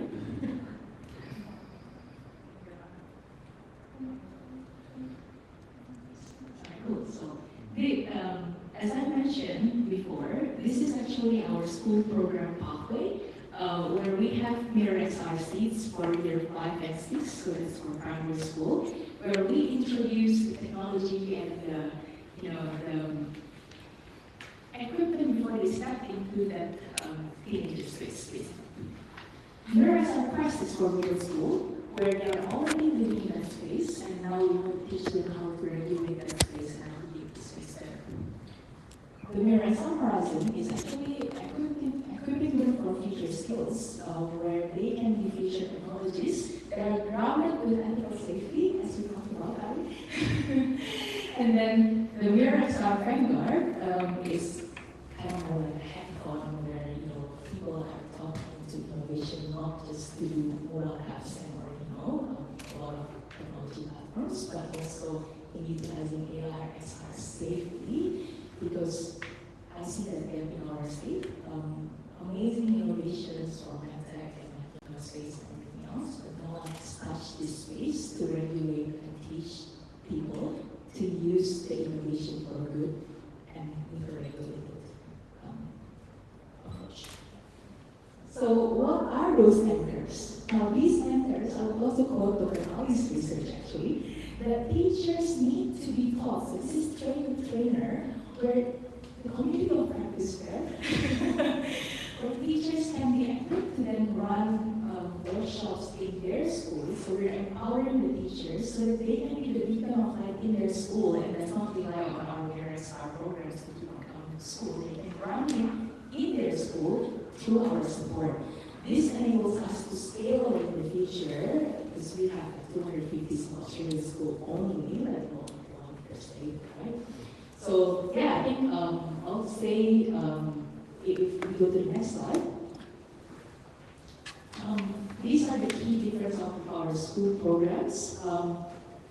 The first is about playful learning.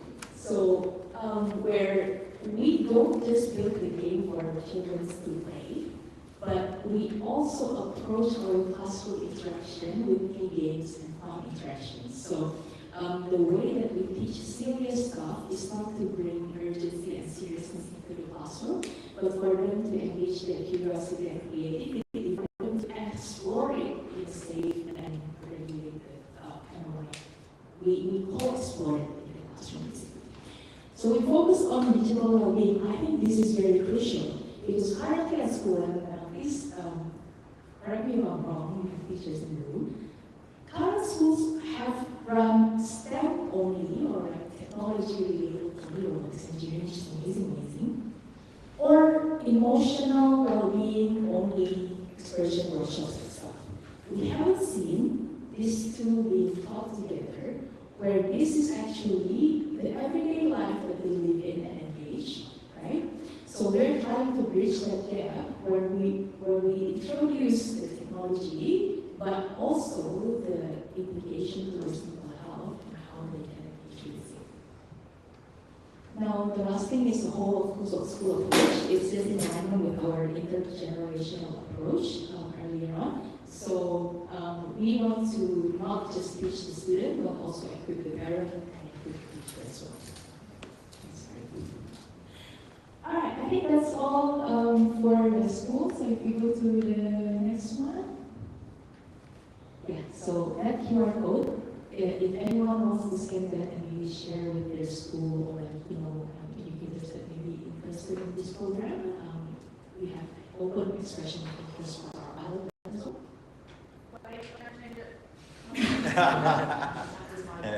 The call to action. And that was my bit, to say the call to action really loudly is to use this QR code, share it with any teachers in your networks who might be interested in piloting MirrorXR in their schools.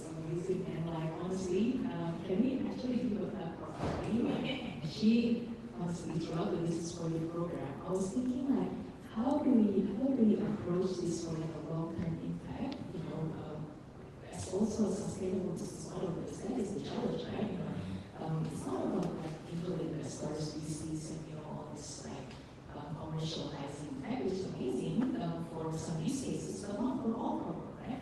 For the problem we're trying to solve, I don't think it's a good way to approach it that way. I think it needs to be a whole community approach where seeing for funding, so it's a different approach where we can take the ground on and then have this model stand on its own feet. So realistically, partnering with schools and stuff, we need to test it and more governance and take a longer time to pilot and do the things, and how we can do the things right rather than rush it not have the impact we want.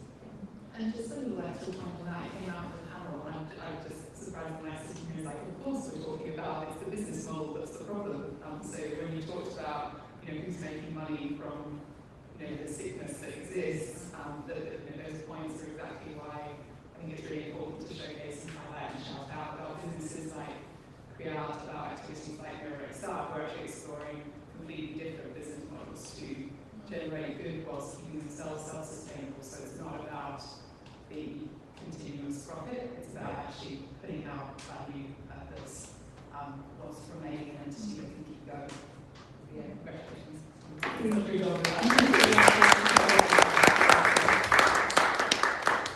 So yeah, I think the next one is what we call Community Hub, which I mentioned briefly earlier. So we're looking for, thank you Lawrence for being on our Community Hub, and we're looking for another university and school partnership and 5 councils to start with, where it can be not just space for our event throughout the October. So in talk perhaps. So we can then advocate for different community, not just within the school, but also within the space as well. So, and then the community hub would have like resources. So we'll have like our rigid, of flyers and things there, so they can actually get help. It's not just a one-off event that's they can actually get like continued support and like through our rigid platform. I think that is hopefully it snowballs to society being more aware and like being more not responsive but responsible toward their engagement with everyday tech. So yeah, if anyone knows any city councils or public libraries, so possibly collaborate with us, that would be amazing. Yes, that's the QR code for that as well. And we will remind you to comment the Bridget podcast as well. Yes, actually. One so it's already on there, and the next one coming on. Yes. Actually, can we go over to the Bridget podcast slide, please? And I think that's our last question for the day. The most, Yeah. So we're live on Spotify and YouTube as our main channel. Obviously, people do like Apple Podcasts and everything, so we still have presence in there. So yeah, hopefully we can change the society together.